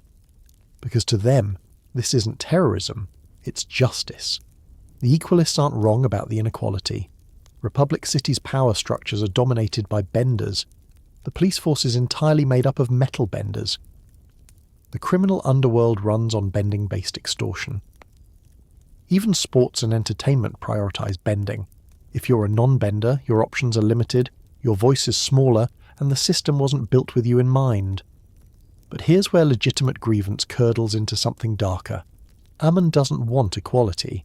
He wants revenge disguised as revolution. His rhetoric isn't about building bridges or reforming systems. It's about tearing down everyone with power, regardless of whether they've abused it. A healer using waterbending to help people? Doesn't matter. She's a bender. A pro-bending athlete just trying to make a living. Enemy of the revolution. The movement stops distinguishing between oppressors and anyone born with abilities. Korra finds herself completely unprepared for this kind of conflict. She's trained her whole life to fight physical threats. Fire Lords, dark spirits, giant monsters. But Aemon isn't attacking with armies. He's attacking with ideas, propaganda, and genuine popular support from people who've been systematically marginalized. You can't punch an ideology into submission, and Korra's very existence as the Avatar, the ultimate bender, makes her a symbol of everything the Equalists oppose. When Aemon publicly challenges her and she's too afraid to show up, it's not physical cowardice, it's existential terror. Aemon represents the one thing that can destroy her identity completely, the loss of bending itself. Every other villain threatened her life. Aemon threatens who she is. And that fear, that very human vulnerability, paralyzes her in ways that Fire Nation armies never could. Councilman Tarlok tries to fight the Equalists with authoritarian crackdowns, implementing curfews on non-benders and arresting people without cause. He claims he's protecting the city, but his methods prove exactly what the Equalists have been saying.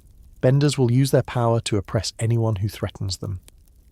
When Tarlok reveals he's a bloodbender, using the most violating illegal form of waterbending to kidnap Korra, the line between legitimate government and tyranny becomes impossible to see. The tragedy is that both sides are right, and both are catastrophically wrong. Non-benders do face systemic inequality that needs addressing, but Aemon's solution, forcibly removing bending from everyone with powers, is collective punishment, not justice.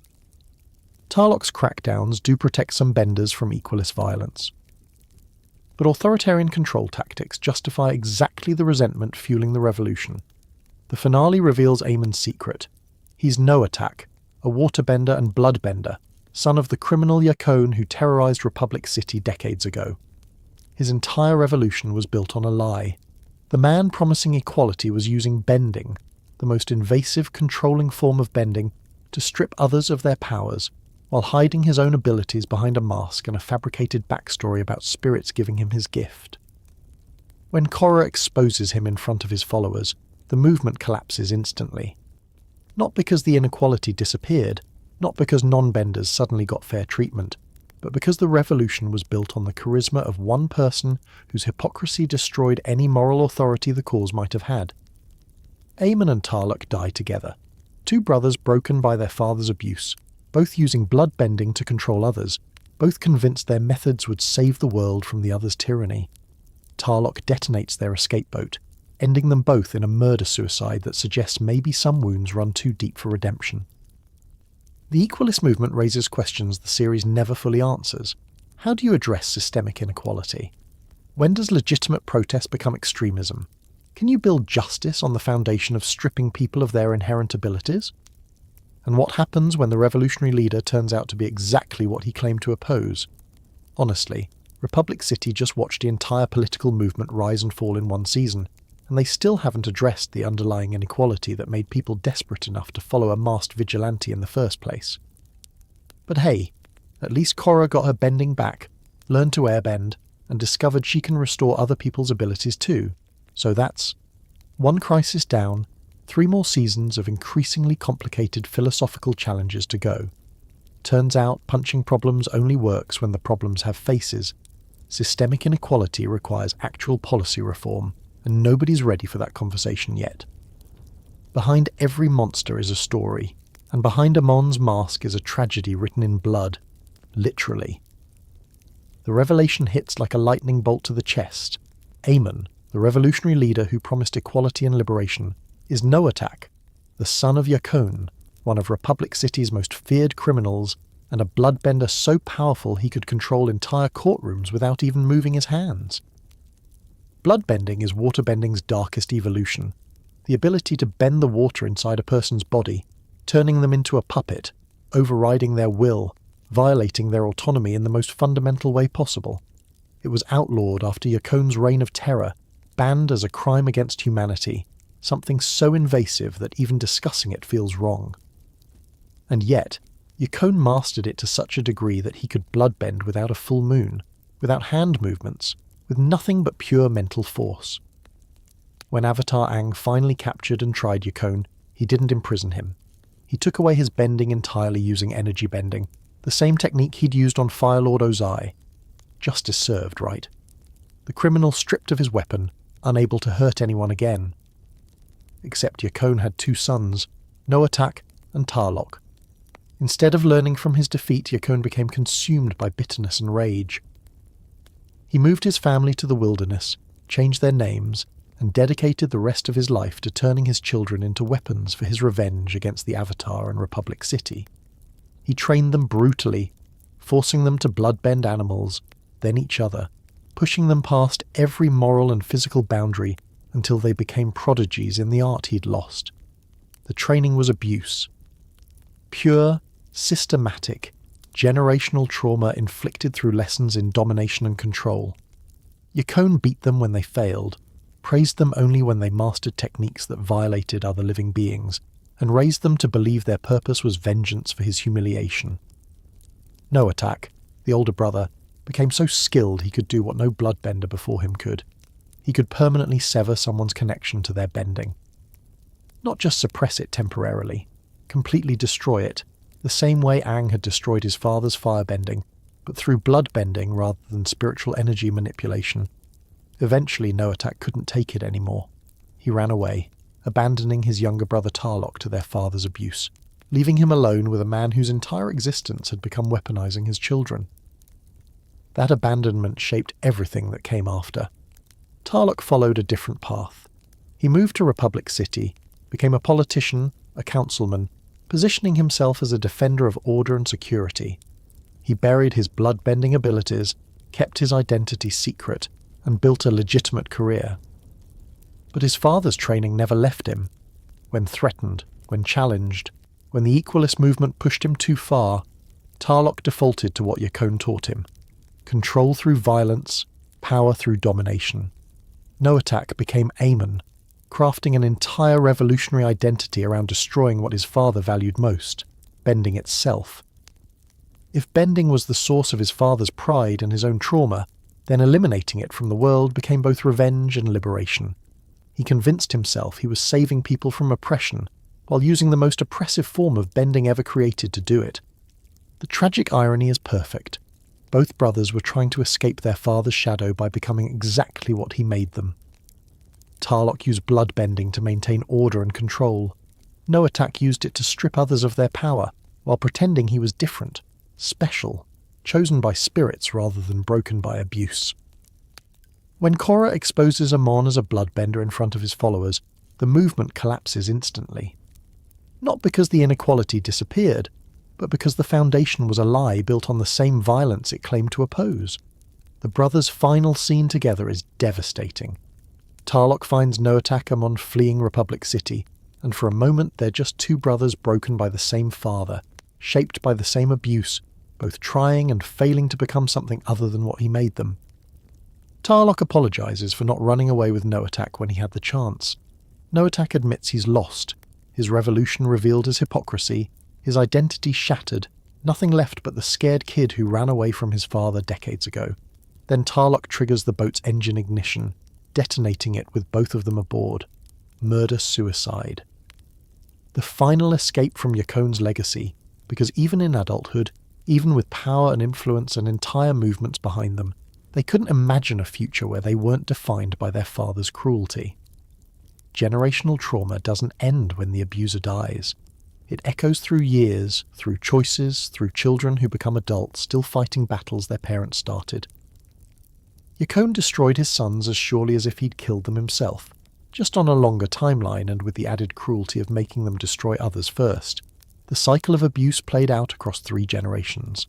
Yakone abused his sons, who became an authoritarian politician and a revolutionary terrorist, both using the same blood-bending techniques to control others while claiming different justifications.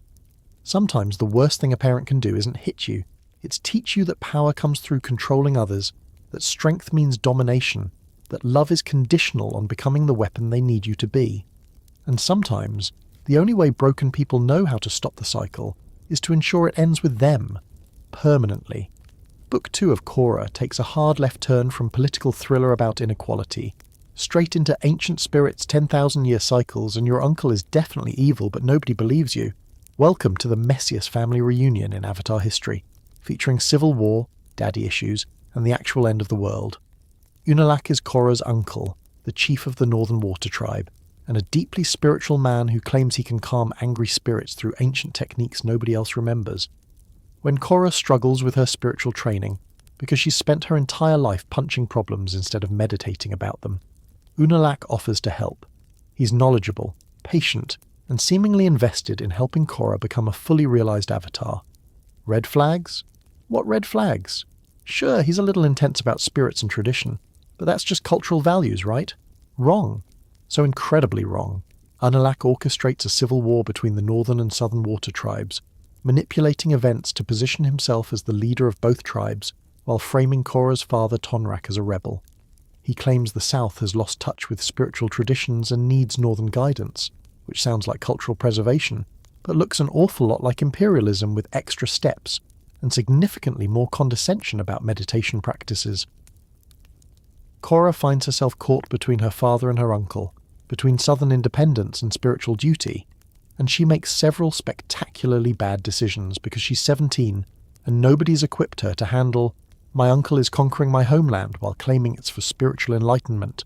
The plot thickens when we learn about harmonic convergence, a celestial event that happens every 10,000 years when the spirit and physical worlds come closest together. It's cosmic alignment, maximum spiritual energy, and apparently the perfect time for ambitious uncles to merge with ancient evil spirits and become dark avatars. Because that's Unalaq's actual plan. He's not trying to help Korra become a better avatar. He's trying to use her to open the spirit portals, release Vaatu, the spirit of darkness and chaos who's been imprisoned for 10,000 years, merge with Vaatu himself, and become the dark avatar, the anti-balance, the embodiment of chaos, everything the avatar is supposed to oppose. The show takes us through the origin story via Wan, the first avatar, in what might be the most visually stunning episodes of the entire franchise. We see a world before the Avatar, before bending nations, when humans lived on the backs of giant lion turtles and spirits roamed freely. One was a street kid who stole firebending from a lion turtle, lived with spirits, befriended Raava, the spirit of light and peace, and accidentally released Vaatu during harmonic convergence 10,000 years ago. To fix his mistake, One permanently fused with Raava, becoming the first Avatar, the bridge between worlds, the keeper of balance. When he died, Raava's spirit carried forward into his next life, creating the reincarnation cycle that's produced every Avatar since, including Korra. It's beautiful, tragic, and explains why the Avatar exists, not as a weapon or a ruler, but as the living connection between light and dark, spirit and human, maintaining balance by embodying both worlds simultaneously. Unalaq knows all this. He also knows that if he merges with Vaatu during harmonic convergence, he can become Raava's dark opposite, a spiritual force dedicated to chaos, destruction, and tearing down the order the Avatar represents. The finale escalates into cosmic horror territory. Unalaq merges with Vaatu, becomes a giant dark spirit monster, and rips Raava out of Korra, killing the light spirit and severing Korra's connection to all her past lives. Every Avatar who came before her, Aang, Roku, Kyoshi, Wan, 10,000 years of accumulated wisdom and power, gone. The Avatar cycle doesn't just break, it gets erased back to factory settings. Korra is the first Avatar again, except this time there's a dark Avatar actively trying to plunge the world into 10,000 years of chaos and darkness.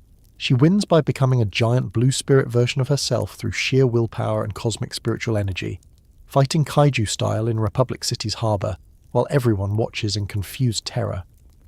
She defeats Unalaq Vaatu, chooses to leave the spirit portals open, maintaining the connection between worlds that once separated, and ushers in a new era where spirits and humans coexist again.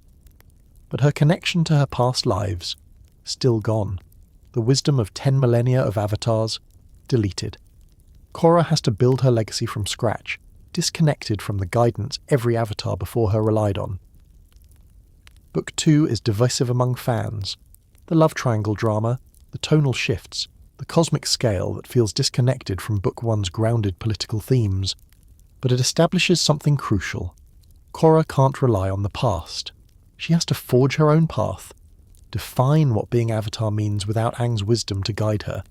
Sometimes moving forward requires losing your connection to what came before. Sometimes growth means accepting you're on your own, carrying a legacy without the safety net of 10,000 years of predecessors telling you what to do. Also, your uncle might be evil. Family gatherings are complicated.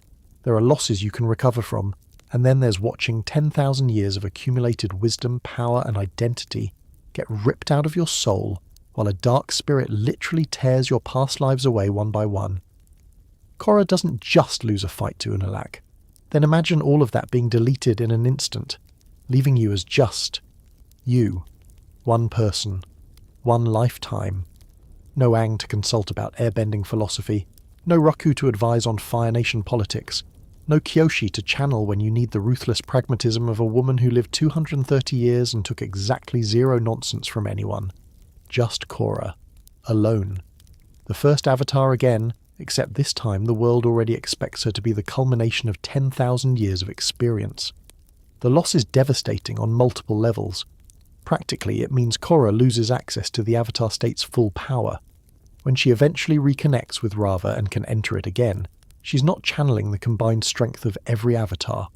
She's just accessing her own spiritual energy amplified. The God Mode power that Aang used to defeat Fire Lord Sozin, significantly diminished. The cosmic backup that kept the Avatar cycle going even through death, gone.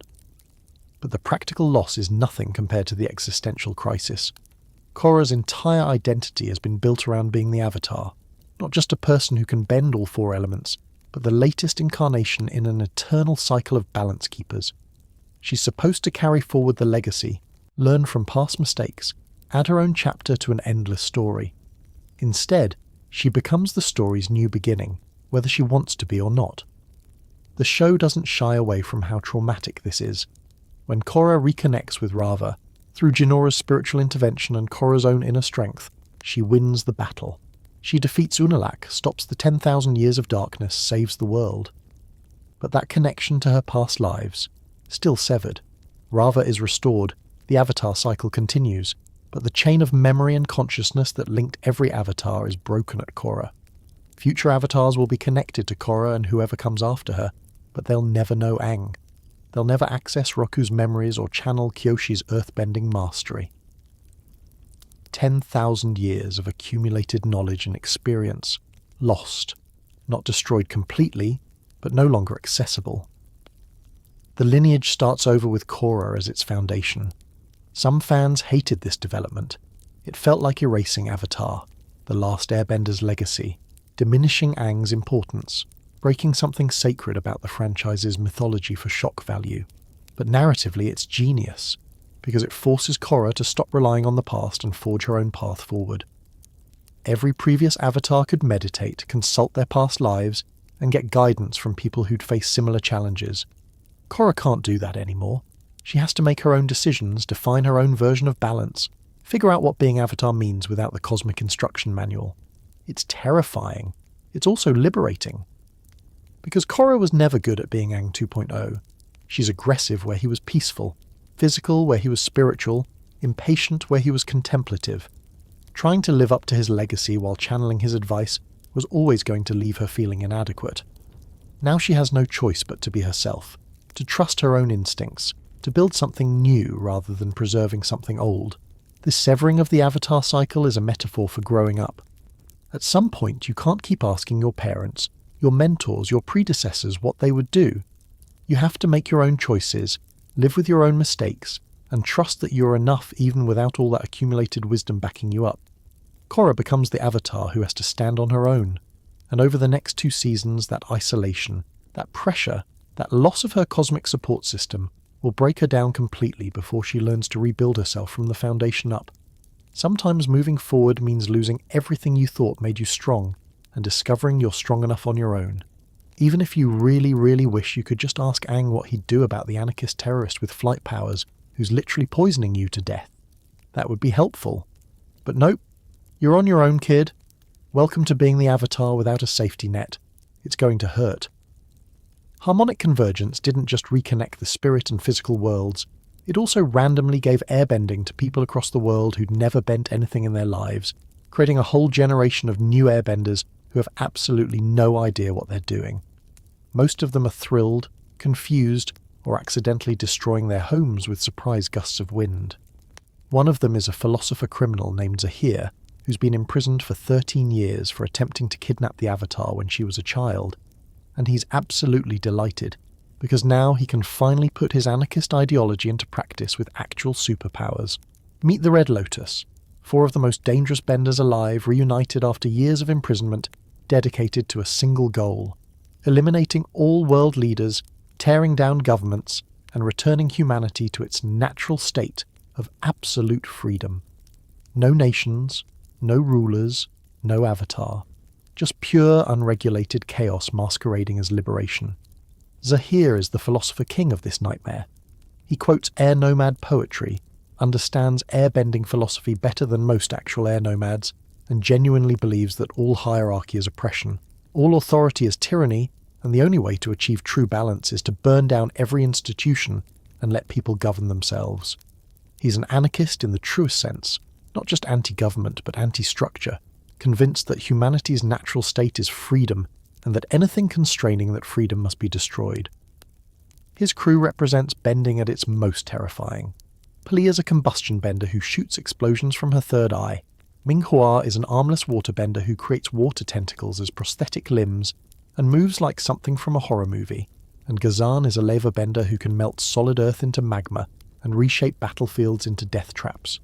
Together, they're unstoppable, breaking out of maximum security prisons designed specifically to contain them, assassinating world leaders and dismantling governments with surgical precision.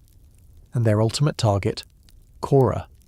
Not to control her or corrupt her, but to kill her while she's in the Avatar state, permanently ending the reincarnation cycle. Because to Zahir, the Avatar represents the ultimate imposed order, a cosmic authority figure who decides what balance means and enforces it across nations. If you want true freedom, you have to eliminate not just kings and presidents, but the very concept of a singular authority maintaining equilibrium. The Earth Queen becomes their first major victory. Zahir walks into her palace and suffocates her by removing the air from her lungs, a technique so violating, so fundamentally against everything airbending represents, that it proves how completely he's perverted Air Nomad philosophy. The Air Nomads valued freedom through detachment from earthly desires. Zahir interprets that as freedom through destruction of earthly institutions. Same words, catastrophically different application. Basing Sea descends into chaos immediately. The Queen is dead, there's no clear successor, and the Red Lotus basically proves their point. Remove authority and systems collapse. Except what follows isn't liberation. It's riots, looting, and the kind of power vacuum that historically gets filled by whoever's most willing to use violence. Zahir's philosophy sounds compelling in theory. Why should anyone have power over anyone else? Why should nations and borders exist? Why should one person, the Avatar, decide what balance looks like? These are legitimate questions that challenge fundamental assumptions about governance and authority. But his solution, systematic assassination and the deliberate creation of chaos, reveals the fatal flaw in absolutist anarchism. Tearing down structures doesn't automatically create paradise. It creates voids that get filled by whoever survives the collapse, usually people more ruthless than those who came before. The finale is absolutely brutal. The Red Lotus chains Korra up and poisons her with mercury, forcing her body toward death to trigger the Avatar state against her will. They need her in that state to kill her permanently, ending the cycle forever. Watching Korra writhe in agony, poisoned and chained, desperately trying not to enter the Avatar state because she knows it's exactly what they want. It's the darkest moment in either series. She enters it anyway, because the poison is killing her, and her body's survival instinct overrides everything else. What follows is a fight where Korra, in full Avatar state, battles Zahir while literally dying, the mercury destroying her from the inside while the Red Lotus tries to finish her. Zahir achieves flight, the legendary airbending ability that requires complete detachment from earthly concerns. Please Death severs his last earthly tether, and suddenly he's soaring, untouchable, the living embodiment of his philosophy made manifest. And Korra still nearly loses. She's only saved when Jinora and the new airbenders, the Air Nation Zahir claim to philosophically represent, intervene, using the very same airbending techniques to save the Avatar he tried to destroy. Korra survives. The Red Lotus is defeated. But the poison remains in her system, and the trauma of being tortured, violated, and forced into the Avatar state, while chained and helpless, breaks something fundamental inside her. Book 3 ends not with victory, but with Korra in a wheelchair, unable to walk, physically and psychologically shattered, tears streaming down her face as the new Air Nation is inaugurated. She saved the world, and it destroyed her. Sometimes the villain loses but still wins. Zahir wanted to prove that even the Avatar could be broken, that order was fragile, that freedom came through destruction. He's in prison, but Korra can't walk, can't fight, can't be the Avatar she was. Turns out absolute freedom through chaos doesn't build paradise. It just leaves everyone broken, searching for meaning in the ruins. There's a scene in Book 3 where Korra is chained to a mountain cave wall, and the Red Lotus begins systematically poisoning her with liquid metal, while explaining exactly how they're going to force her into the Avatar state and kill her to end the reincarnation cycle forever. It's not a fight, it's torture, and watching it happen is absolutely brutal. The poison is mercury, chosen specifically because once it enters her bloodstream, her body will desperately try to save itself by triggering the Avatar state, giving the Red Lotus exactly what they need to kill her permanently. Zahir explains this calmly, almost academically, while Korra writhes in agony, the metal seeping into her skin, her veins turning dark as the toxin spreads through her system. This isn't Fire Lord Sozin shooting lightning. This isn't Aemon taking away bending. This is methodical, calculated violation, using Korra's own survival instincts against her, turning her body into the weapon of her own destruction. She's not just being defeated, she's being unmade. When the Avatar state finally activates against her will, Korra breaks free from her chains through sheer cosmic fury. But she's not in control. She's dying, poisoned, fighting on instinct while the mercury destroys her from the inside. The battle that follows is Korra at her most powerful and most vulnerable simultaneously. She's channeling the Avatar state's full force, but without her past lives to draw from, and while literally being poisoned to death. Zahir, meanwhile, achieves what no airbender has accomplished in 4,000 years. Flight. When Pli dies, Suyin metal bends her combustion chamber closed, killing her instantly. Zahir's last earthly tether is severed. Despite his grief, or perhaps because of it, he transcends gravity itself, becoming weightless, untouchable, the living embodiment of his philosophy about freedom through detachment.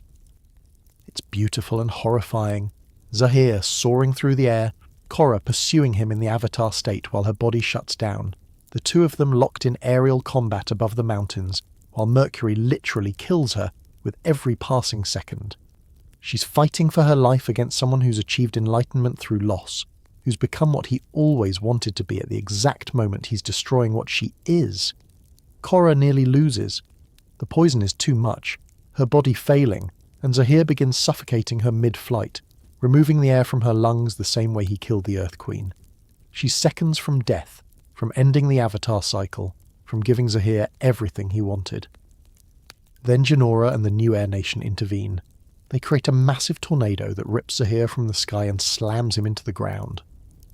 The Airbenders, the people Zahir claimed to philosophically represent, whose teachings he'd studied for years, use those same techniques to save the Avatar he tried to destroy. Korra survives. Barely. They remove most of the mercury from her system, but not all of it. The physical damage is catastrophic, but the psychological damage? That's what really breaks her. Book 3 ends with one of the most devastating images in either series. Korra in a wheelchair, unable to walk, unable to bend, tears streaming down her face as she watches the New Air Nation being inaugurated. She saved them. She saved the world. And it destroyed her. Not just physically. The poison damaged her body, left her paralysed and weak, but spiritually and mentally. She's haunted by Zahir's face, by the feeling of being chained and helpless, by the violation of having her body turned against her. This isn't a hero's victory. This is PTSD given form. This is what happens when the cost of saving the world is yourself. Zahir lost the battle but won something else entirely. He wanted to prove that order was fragile, that even the Avatar could be broken, that freedom through chaos was inevitable. He's in prison. The Red Lotus is defeated. But Korra can't walk, can't fight, can't be who she was. For 3 years she'll struggle with depression, nightmares, and the phantom image of Zahir's face telling her she deserves this pain. Sometimes the villain doesn't need to win to break you. Sometimes survival is its own kind of defeat. And sometimes saving the world means losing yourself in the process, piece by agonizing piece, until you're not sure there's anything left to save. Korra will spend the next season learning to put herself back together, but that wheelchair, those tears, that broken expression as everyone celebrates around her, that's the real cost of being Avatar in a world where your enemies don't just want to defeat you, they want to make sure you can never be whole again. Book 4 opens with a time skip, and Korra is nowhere to be found. 3 years have passed since Zahir's attack. The world has moved on. New airbenders are flourishing. Republic City is rebuilding, and everyone's looking for the Avatar to help stabilize the Earth Kingdom's power vacuum. But Korra? She's been at the South Pole undergoing physical therapy with Katara, learning to walk again, trying to bend again, and failing spectacularly at both. The poison is mostly gone, but not entirely. Katara heals her, works with her daily, pushes her through rehabilitation that's as much mental as physical. But Korra can't enter the Avatar state, can't fight properly, can't be who she was. And the worst part, she's haunted, literally haunted, by a vision of herself as she appeared during Zahir's torture, chained, poisoned, eyes glowing, broken. This dark apparition follows her everywhere, watching from crowds, appearing in mirrors, a constant reminder that she's not okay and might never be okay again. After 2 years of recovery, Korra tells everyone she's ready to return to Republic City and resume her duties. She writes letters about her progress, about how well she's doing, about getting back to normal, but it's all a lie. She never goes to Republic City. Instead, she cuts her hair, physically shedding her old identity, and wanders the Earth Kingdom aimlessly, fighting in underground matches under fake names, isolating herself from everyone who loves her. She's running, not from enemies, but from herself, from expectations, from the crushing weight of being the Avatar when she can barely function as a person.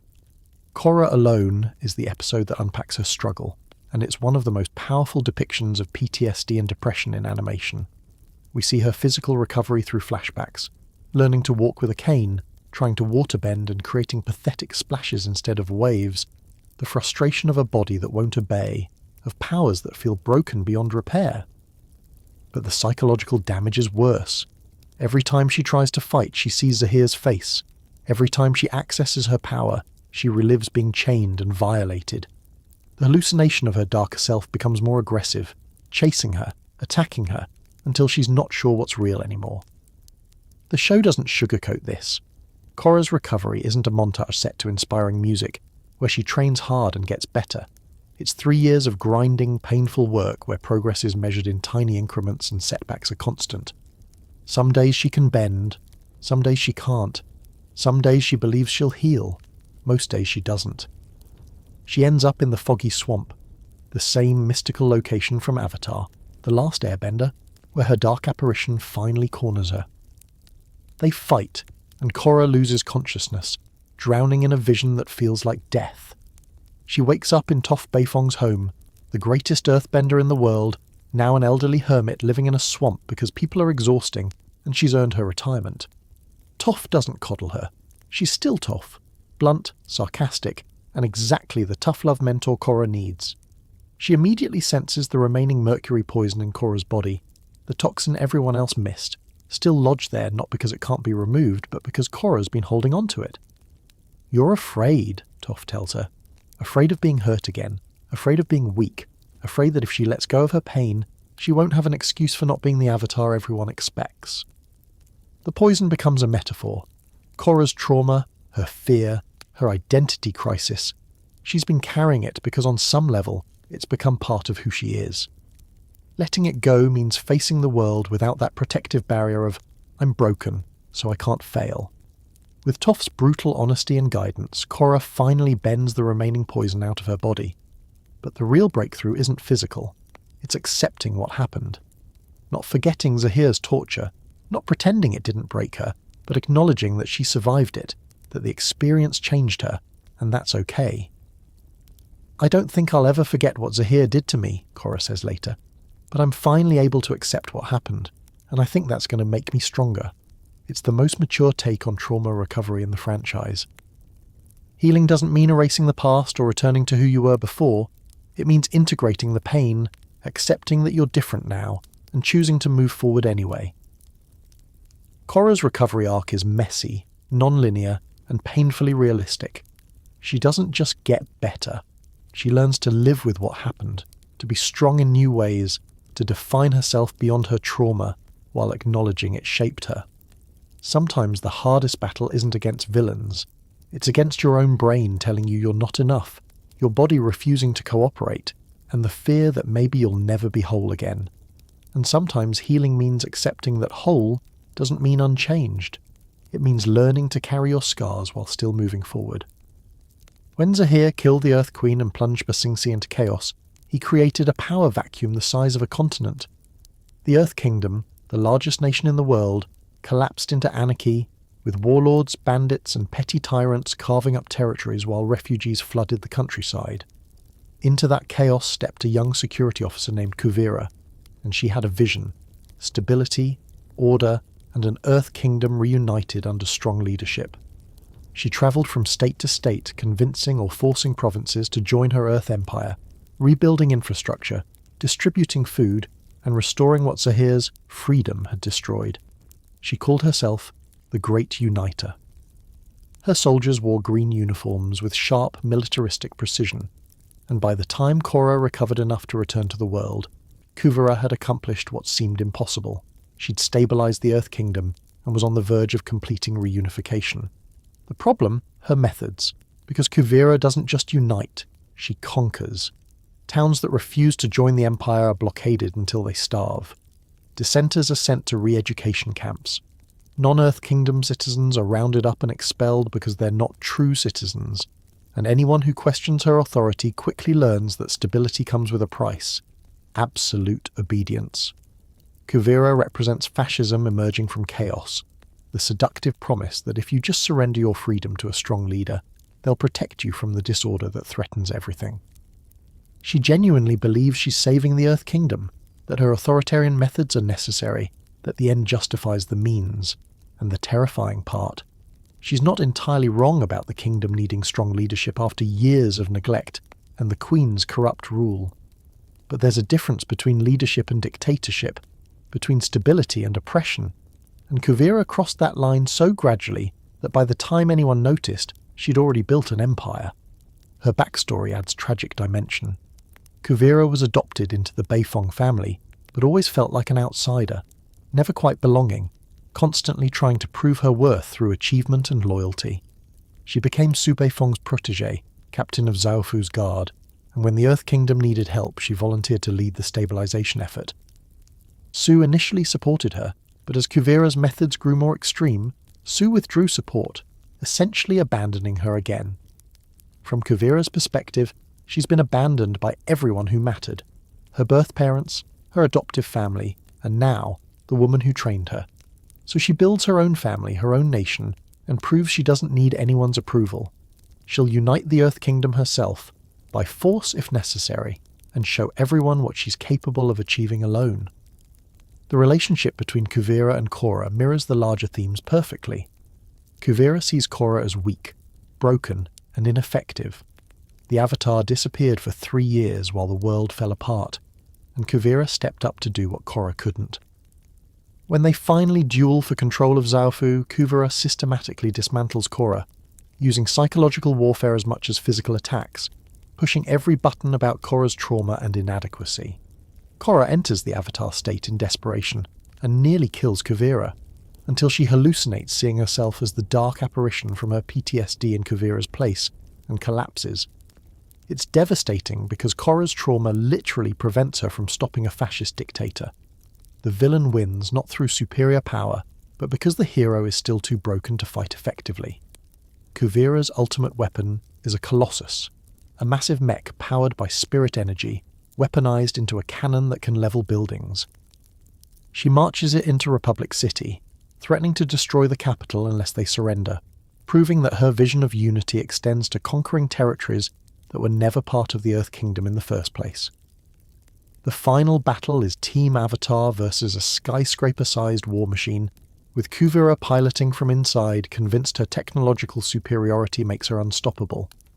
Hiroshi Sato, Asami's father and former villain from Book 1, sacrifices himself to help disable the Colossus, a redemption earned through genuine change rather than just words. When the mech's power core explodes, it tears open a new spirit portal, and Kuvira nearly dies in the blast. Korra saves her, literally shielding Kuvira with her body and bending the spirit energy around them in the Avatar state. It's the act of compassion that finally breaks through Kuvira's armor. Someone she tried to kill just saved her life, and in that moment, she sees what her quest for control has become. Kuvira surrenders, not because she was defeated. She could keep fighting, keep destroying, keep trying to prove her strength. But because Korra showed her something she'd forgotten in her pursuit of power: mercy, compassion, and the strength to choose restraint over dominance. The Great Uniter unified the Earth Kingdom, built an empire, and nearly conquered Republic City. But what she really needed was someone to show her that belonging doesn't come through control, that strength includes knowing when to let go, and that sometimes the people who feel most abandoned are the ones who push everyone away. Honestly, if the Earth Kingdom had just invested in therapy and infrastructure after the Queen's death, instead of letting warlords run wild, they could have avoided the whole fascist dictator situation. But then we wouldn't have gotten the giant robot battle, so there's that. Remember when the biggest threat in Avatar was a guy who could shoot fire really well? Good times. Simpler times. Times before someone decided to build a 25-story tall platinum mech suit powered by weaponized spirit energy that can level city blocks with a single shot. Welcome to the arms race nobody asked for, where Kuvira proves that sometimes the scariest villain isn't the one with supernatural powers. It's the one with an engineering degree and absolutely zero ethical oversight. The Colossus is Kuvira's masterpiece, a walking skyscraper of metal powered by spirit vines twisted into a weapon, piloted from a command center inside its chest.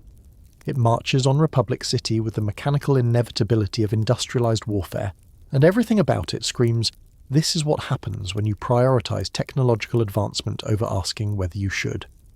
Varric, the eccentric inventor who originally researched spirit vine energy, is horrified watching his discovery get weaponized into a doomsday device. It's the classic scientist's nightmare. You create something for progress, and someone turns it into a gun. Except this gun is the size of a building and shoots concentrated spirit energy that vaporizes everything it touches. The spirit weapon is particularly disturbing because it perverts the very concept of balance the Avatar represents. Spirits aren't supposed to be harvested and weaponized. The spirit vines grew in Republic City after harmonic convergence as a symbol of the world's reconnecting, and Kuvira looked at that sacred bridge between realms and thought, how can I turn this into a canon? It's colonialism, but make it mystical. Taking something spiritual, stripping away its meaning, and repurposing it as a tool of conquest. Team Avatar's plan to stop the Colossus requires going inside it.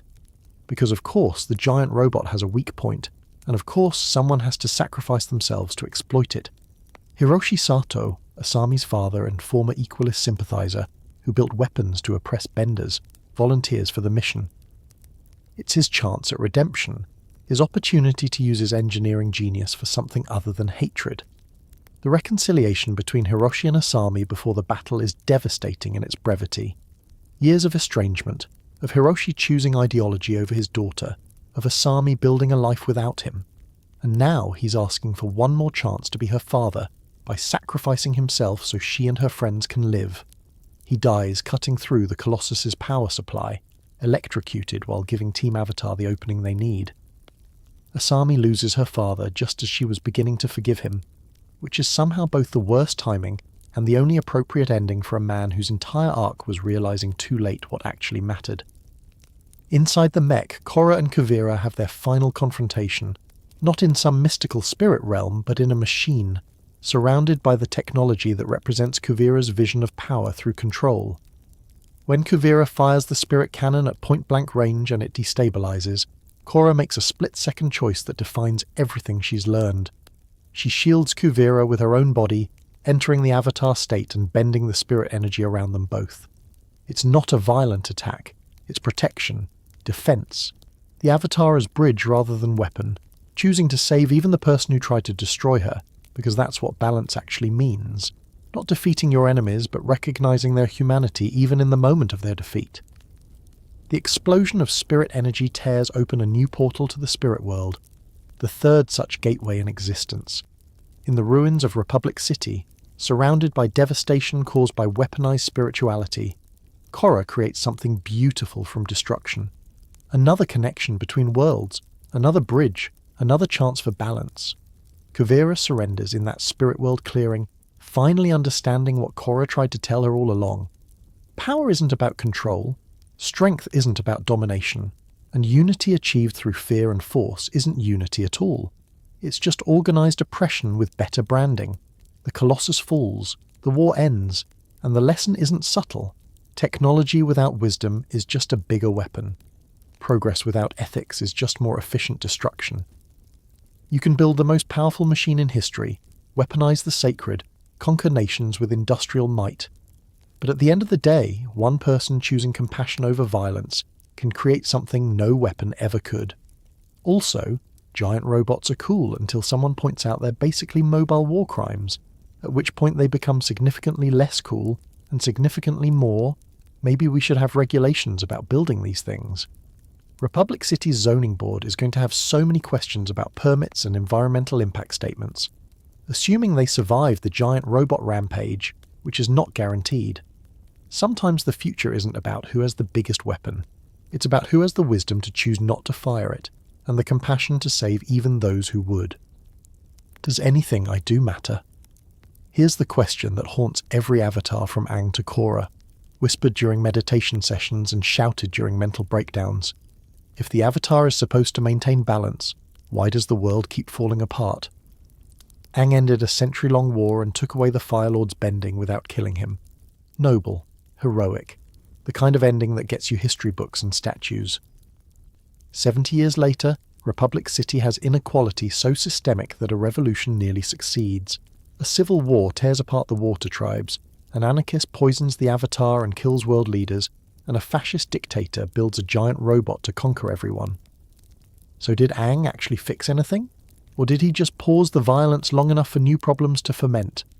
Korra faces this existential crisis head-on when Zahir, the man who tortured and poisoned her, asks her a simple question while she's visiting him in prison. Do you think what you do as Avatar actually matters?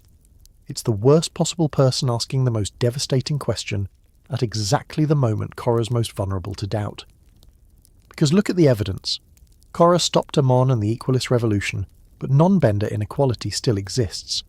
She defeated Unalaq and prevented 10,000 years of darkness, but lost her connection to every past avatar in the process. She survived Zahir's attempt to end the avatar cycle, but spent 3 years broken and traumatized. And now Kuvira's conquered half the Earth Kingdom while Korra was recovering from the last crisis. Every villain she's faced has had a point buried under their extremism. Aemon was right about inequality. Unalaq was right about spiritual disconnection. Zahir was right about oppressive power structures. Kuvira was right about the Earth Kingdom needing stability. The Avatar keeps defeating the symptom while the disease evolves into new forms. So what's the point? If being the Avatar means endless fighting against problems that never actually get solved, if every victory is temporary and every peace is just an intermission before the next war, why bother?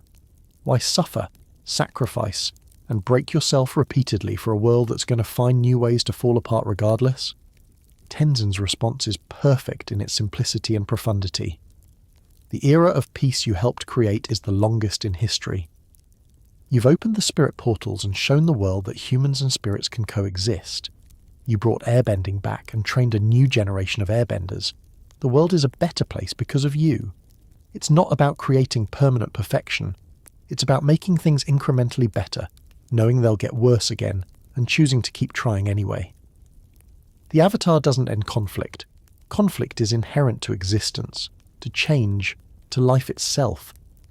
The Avatar just maintains enough balance that civilization can continue, that people can live, love, build, and die without everything collapsing into permanent chaos.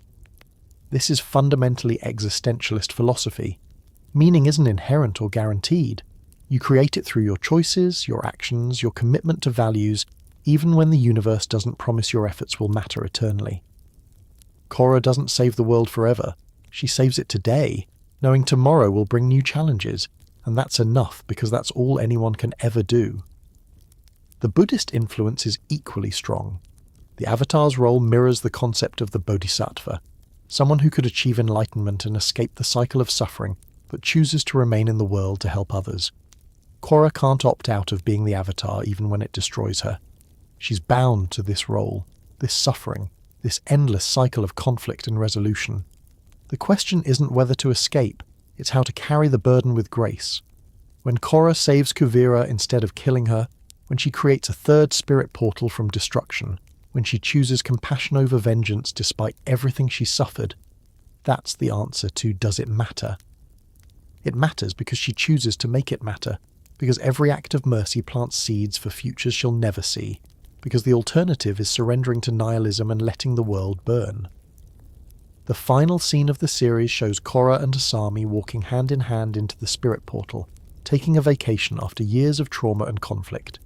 It's not triumphant, it's not epic, it's just two people who've been through hell choosing to rest, to be together, to find moments of peace in a world that will inevitably need saving again. That's the real answer to existential despair.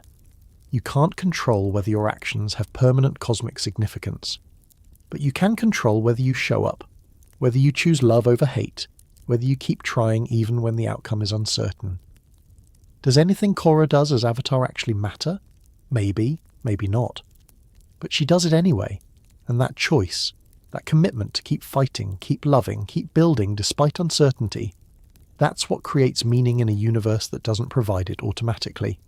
Also, she gets a girlfriend out of the deal, which honestly seems like a solid consolation prize for existential suffering and repeated near-death experiences. Sometimes you save the world not because it stays saved, but because people deserve the chance to live in it a little longer. And sometimes that's enough. The Legend of Korra ends not with a massive battle victory speech or a dramatic proclamation about balance, but with two women holding hands and walking into a glowing portal together, looking into each other's eyes like nothing else in the world matters. And in 2014, on a children's network, that quiet moment detonated across the internet like a spirit energy cannon. Korra and Asami's relationship, affectionately dubbed Korrasami by fans, wasn't a sudden twist or queer baiting. It was a slow build across 4 seasons, from rivals to friends to something deeper, developing through shared trauma, mutual support, and the kind of emotional intimacy that bypassed romantic subtext and landed squarely in "these two are in love" territory. They start as competitors. Korra arrives in Republic City, joins Mako's pro-bending team, and develops feelings for him. Asami is Mako's girlfriend, wealthy, brilliant, and the daughter of an anti-bending industrialist. Classic love triangle setup, right? Except the show subverts it beautifully. When Asami discovers her father is an equalist terrorist, Korra is there to support her. When Korra struggles with PTSD and isolation, Asami is the one writing letters, checking in, refusing to let her face darkness alone. During Korra's 3-year absence, Asami is the only person she stays in contact with through letters. Not Mako, not Tenzin, not her own parents. Just Asami. And when Korra finally returns, Asami's the one who notices she's not okay, who asks the hard questions with genuine concern, who sees past the avatar to the person underneath struggling to hold it together. The final episodes cement what's been building. Korra and Asami work together seamlessly, trusting each other implicitly. After the battle with Kuvira, at Varric and Julie's wedding, they step away from the party together. Korra apologizes for leaving for 3 years, for the distance. Asami suggests they take a vacation together, just the two of them, to the spirit world, to finally rest after everything they've endured. They walk toward the new spirit portal hand in hand. The camera focuses on their faces as they turn toward each other, the world falling away. They hold that gaze, intimate, tender, full of unspoken understanding, as they step into the glowing light together. The creators confirmed afterward what the show couldn't explicitly state due to network restrictions. Korra and Asami are beginning a romantic relationship. They're girlfriends. They're in love. The follow-up comics make this even more explicit, but the finale itself, despite limitations, makes the implication unmistakable for anyone willing to see it. This was groundbreaking, not just for animation but for children's television period. In 2014, LGBTQ+ representation in kids' media was nearly non-existent, and when it appeared at all, it was subtext, coding, or characters who could plausibly be read as just friends. The Legend of Korra said no, these two women love each other romantically, and that love is the note the entire series ends on. The representation mattered beyond just visibility. Korra and Asami aren't defined by their sexuality. They're complex, fully realized characters whose relationship develops naturally from shared experiences and genuine compatibility. Their love isn't a plot twist or a teaching moment, it's just real. They support each other, challenge each other, find peace together after trauma that would have broken most people. For a generation of young queer viewers, seeing two women choose each other, walk into that portal together, and having the narrative validate that choice as beautiful and right, that was transformative. It told them their stories mattered, their love was worth centering, and they deserved happy endings too. The ending also reflects everything Korra learned about balance. She doesn't end the series by defeating a final enemy or achieving some cosmic enlightenment. She ends it by choosing rest, connection, and love after years of trauma and self-sacrifice. The Avatar isn't just a weapon or a symbol, she's a person who deserves happiness, who can be vulnerable, who can choose to take a vacation with her girlfriend, and that's a perfectly valid conclusion to her story. Honestly, the fact that the most revolutionary thing The Legend of Korra did was let its female protagonist fall in love with another woman and walk off into the sunset together says everything about both how far we've come and how far we still need to go. But in 2014, on Nickelodeon, two women held hands and looked at each other with love, and that mattered. It still matters. Sometimes the most powerful ending isn't about saving the world one more time. It's about giving yourself permission to be happy, to be loved, to step into the unknown with someone who sees you, all of you, and chooses to walk beside you anyway. Welcome to the spirit world, Korra and Asami. You've earned this vacation and each other. Here's the thing about bending in the Avatar universe. It's not just a superpower you inherited through genetics and good luck. Each element represents an entire philosophy, a way of approaching life, conflict, and existence itself. And whether you're trying to master all four as the Avatar or just understanding why your Earthbender friend refuses to back down from literally anything, these philosophies matter. Water teaches adaptability. Be like water, Bruce Lee famously said, and the water tribes took that to heart and made it their entire cultural identity. Waterbending flows around obstacles, changes form to fit its container, and finds the path of least resistance. But don't mistake adaptability for weakness. Water can be a gentle healing stream or a tsunami that destroys cities. It's about reading your situation and responding appropriately, not rigidly. Katara embodies this perfectly. She adapts constantly, nurturing when people need care, fierce when they need protection, healing wounds one moment and freezing enemies the next. The Southern Raiders episode shows water philosophy in action. She adapts her approach to confronting her mother's killer, ultimately choosing neither violence nor forgiveness, but a third path nobody expected. Water doesn't force, it finds the way. Earth teaches stability and endurance. Earthbenders stand their ground, literally and metaphorically. They wait for the right moment, absorb attacks, and strike with decisive force when the opportunity presents itself. King Bumi's lesson about neutral Jing, doing nothing until the moment demands action, is pure Earth philosophy. It's chess, not checkers. It's knowing that sometimes the strongest move is patience. Toph takes this further by being absolutely, unshakably herself. She doesn't adapt to others' expectations. They adapt to her. Her blindness becomes an advantage because she roots herself so completely in Earth that she sees better than anyone with eyes. Earth philosophy isn't about being immovable for its own sake. It's about knowing your foundation, trusting your ground, and refusing to be pushed into action before you're ready. Fire teaches passion and transformation. Originally, before the Fire Nation corrupted it, firebending was about life force, the breath, the energy that drives existence. The dragons taught that fire isn't destruction, it's the spark of creation, the warmth that sustains, the passion that motivates change. Fire consumes, yes, but it also illuminates, cooks food, forges metal, and powers progress. Zuko's arc is fire philosophy personified. His rage and desperation make him a powerful but ultimately ineffective firebender. Only when he rediscovers fire's true source, not anger, but purpose, determination, and the drive to protect, does his bending become truly strong. Fire philosophy is about harnessing your passion without letting it consume you, about being the controlled burn rather than the wildfire. Air teaches freedom and detachment. Air Nomads valued spiritual enlightenment through releasing earthly attachments, finding peace through letting go of desire and ego. Airbending evades, redirects, and never meets force with force directly. It's the ultimate defensive style, turning opponents' aggression against them while maintaining perfect freedom of movement. Aang struggles with air philosophy throughout the series because being the Avatar requires attachment, to the world, to his friends, to his duty. His final solution, energy bending instead of killing Ozai, is actually the most air philosophy answer possible, finding a way to solve the problem without becoming what he opposes, maintaining his spiritual principles while still fulfilling his role. But here's where it gets interesting. True mastery requires balance between all four philosophies. The Avatar has to be adaptable like water when situations change, grounded like earth when tested, passionate like fire when action is needed, and free like air when attachment becomes chains. Korra's journey shows what happens when you're naturally strong in some elements but weak in others.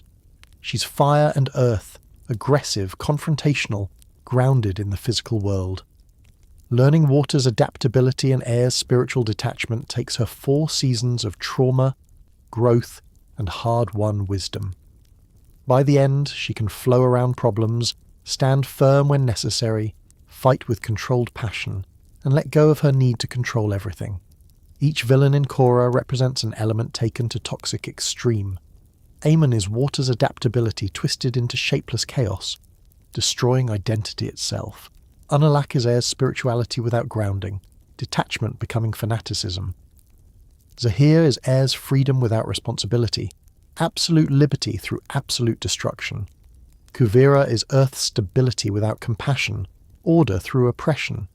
The lesson: every strength becomes a weakness when taken to extremes without balance. Water that only adapts has no identity. Earth that only endures becomes stagnant.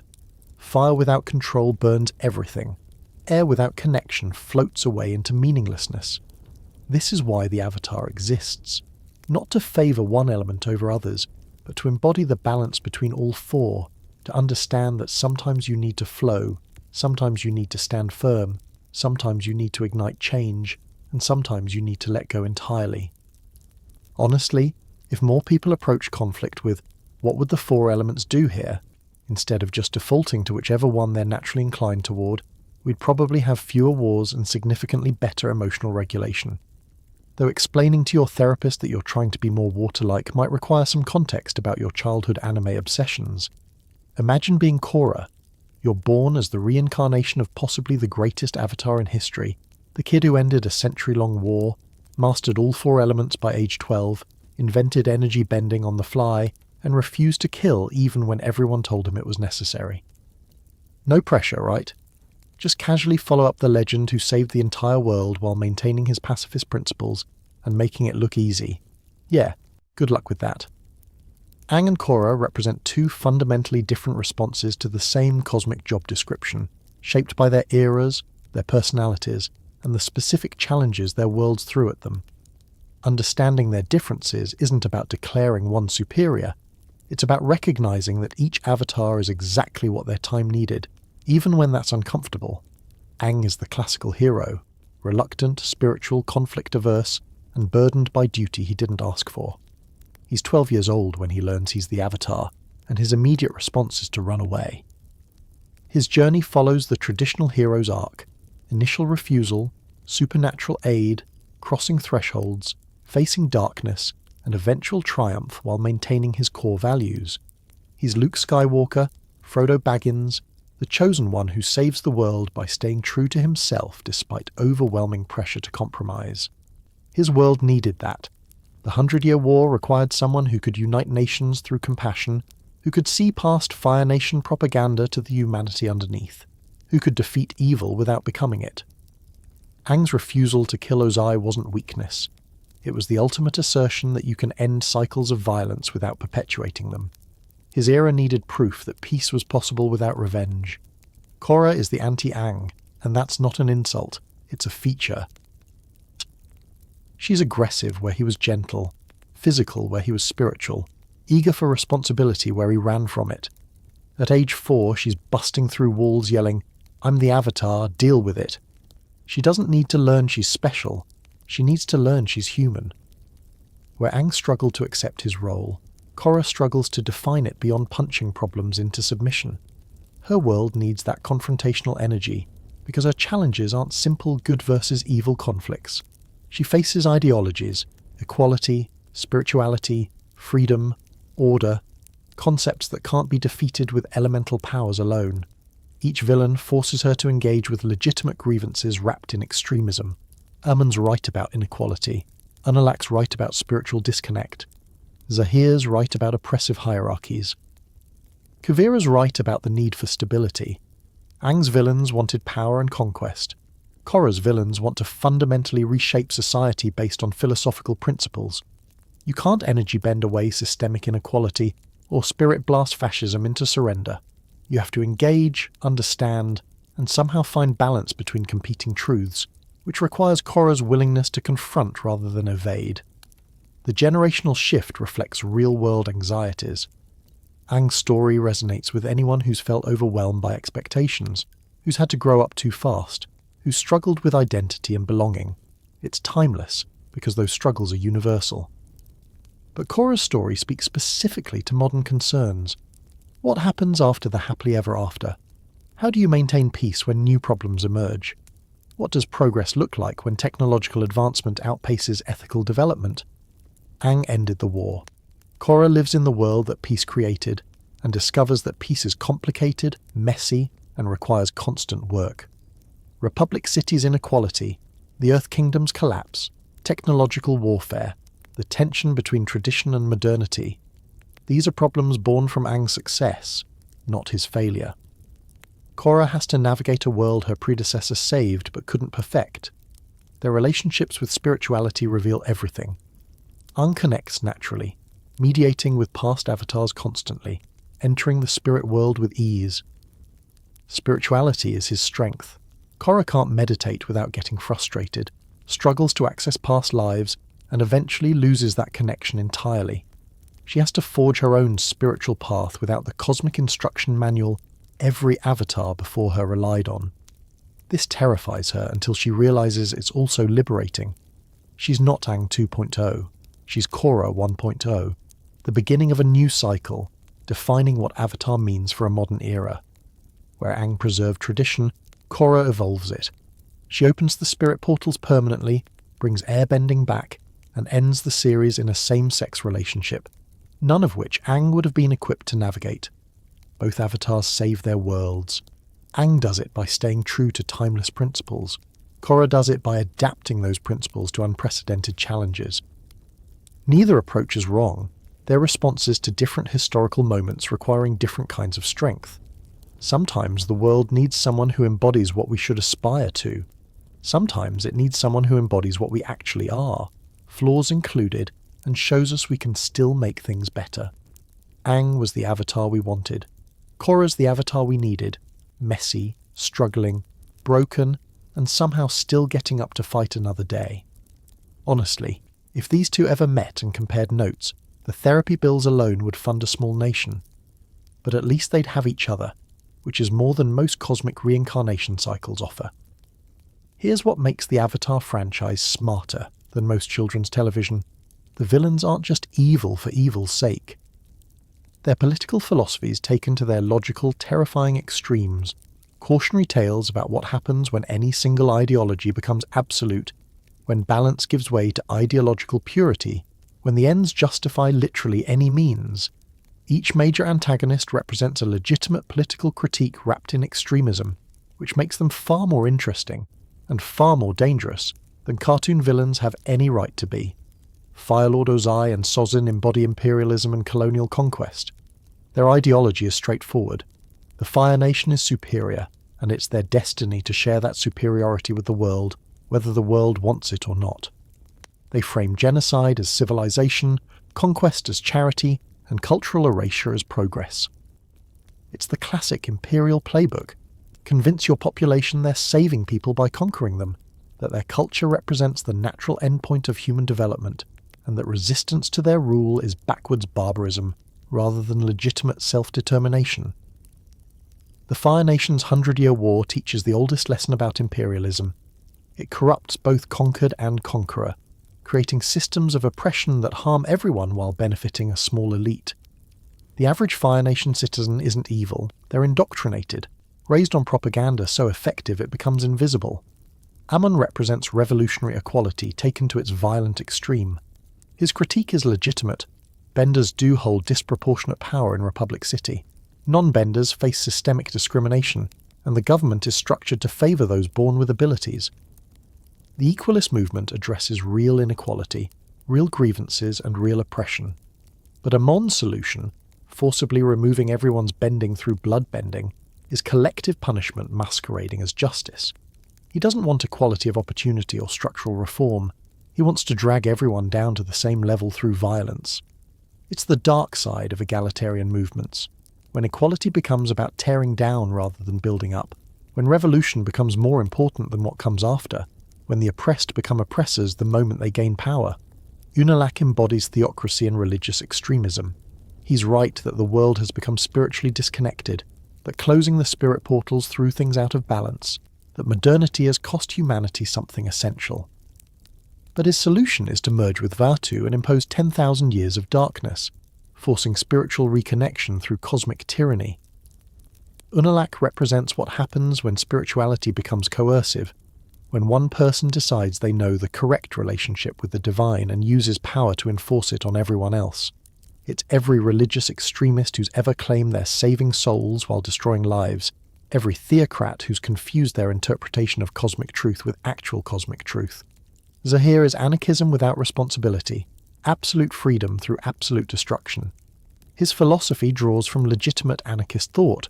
Hierarchies create oppression, authority corrupts, true freedom requires dismantling power structures.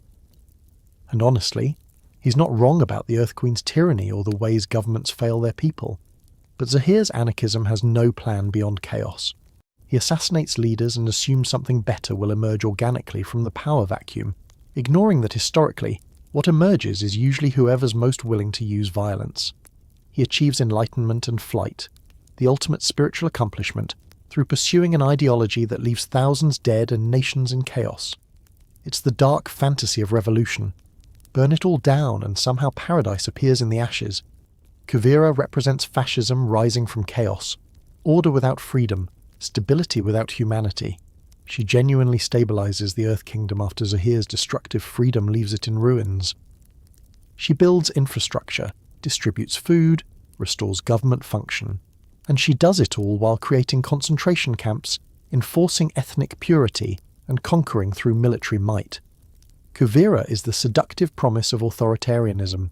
Surrender your freedom and I'll give you safety, order, purpose. She's every strong man who's ever claimed that democracy is too messy, that rights are a luxury people can't afford during crisis, that a little tyranny now will create paradise later. The Earth Empire proves that you can't achieve lasting peace through oppression. You just create resentment that will explode eventually. What's brilliant is how each villain emerges as a response to the previous one's failure. Amon rises because Aang's peace created inequality. Unalaq exploits the spiritual void that industrialization created. Zahir responds to governmental corruption and oppression. Kuvira fills the vacuum Zahir's chaos created. It's a cycle showing that overcorrecting toward any single value, equality, spirituality, freedom, order, creates conditions for the next extremist ideology to flourish. The Avatar's role is to prevent any single philosophy from dominating, to maintain balance between competing truths.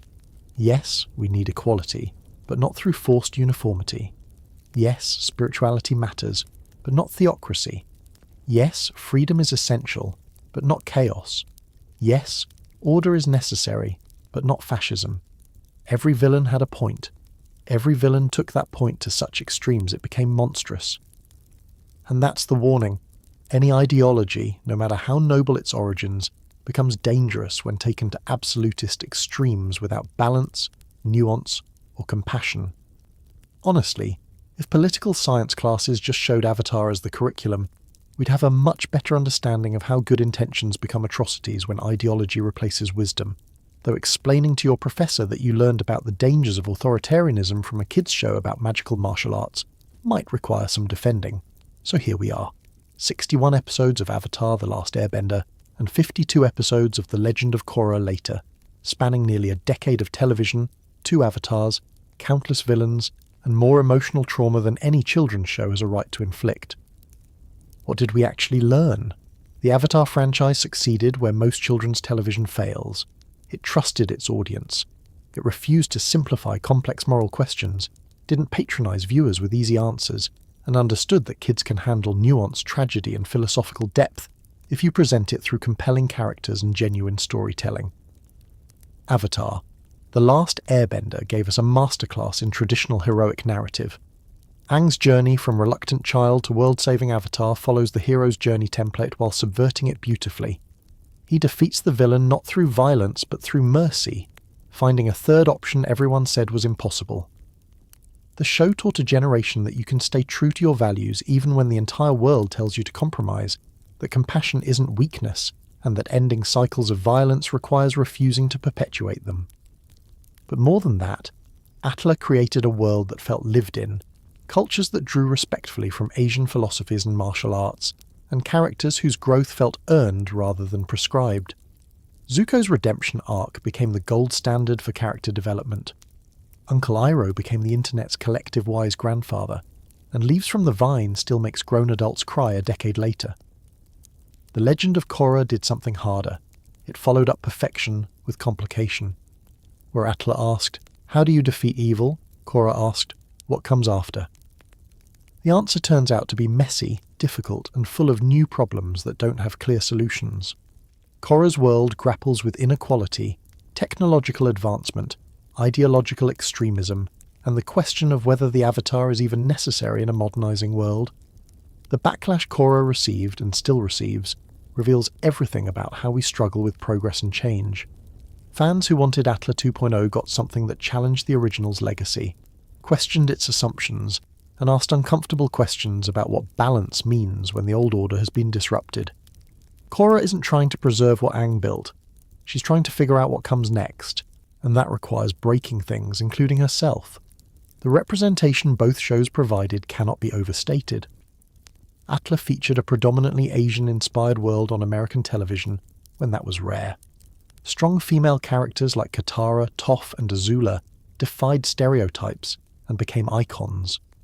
Korra went further, a muscular, brown-skinned female protagonist who struggles, fails, breaks down, and rebuilds herself while dealing with PTSD, depression, and trauma. And the series ended with her in a same-sex relationship, giving LGBTQ+ youth representation that was groundbreaking for children's television in 2014. These weren't token gestures. The shows integrated diverse representation into storytelling that treated characters as people first, symbols second. Their identities mattered without being their only defining feature. The philosophical depth distinguishes Avatar from its peers. Each element represents not just a power, but a worldview. Each villain embodies an ideology taken to extremes. The shows explore imperialism, authoritarianism, inequality, revolution, spirituality, freedom, and order. Heavy topics presented through accessible storytelling that never dumbed down the complexity. Both series understood that balance isn't a static state you achieve and maintain.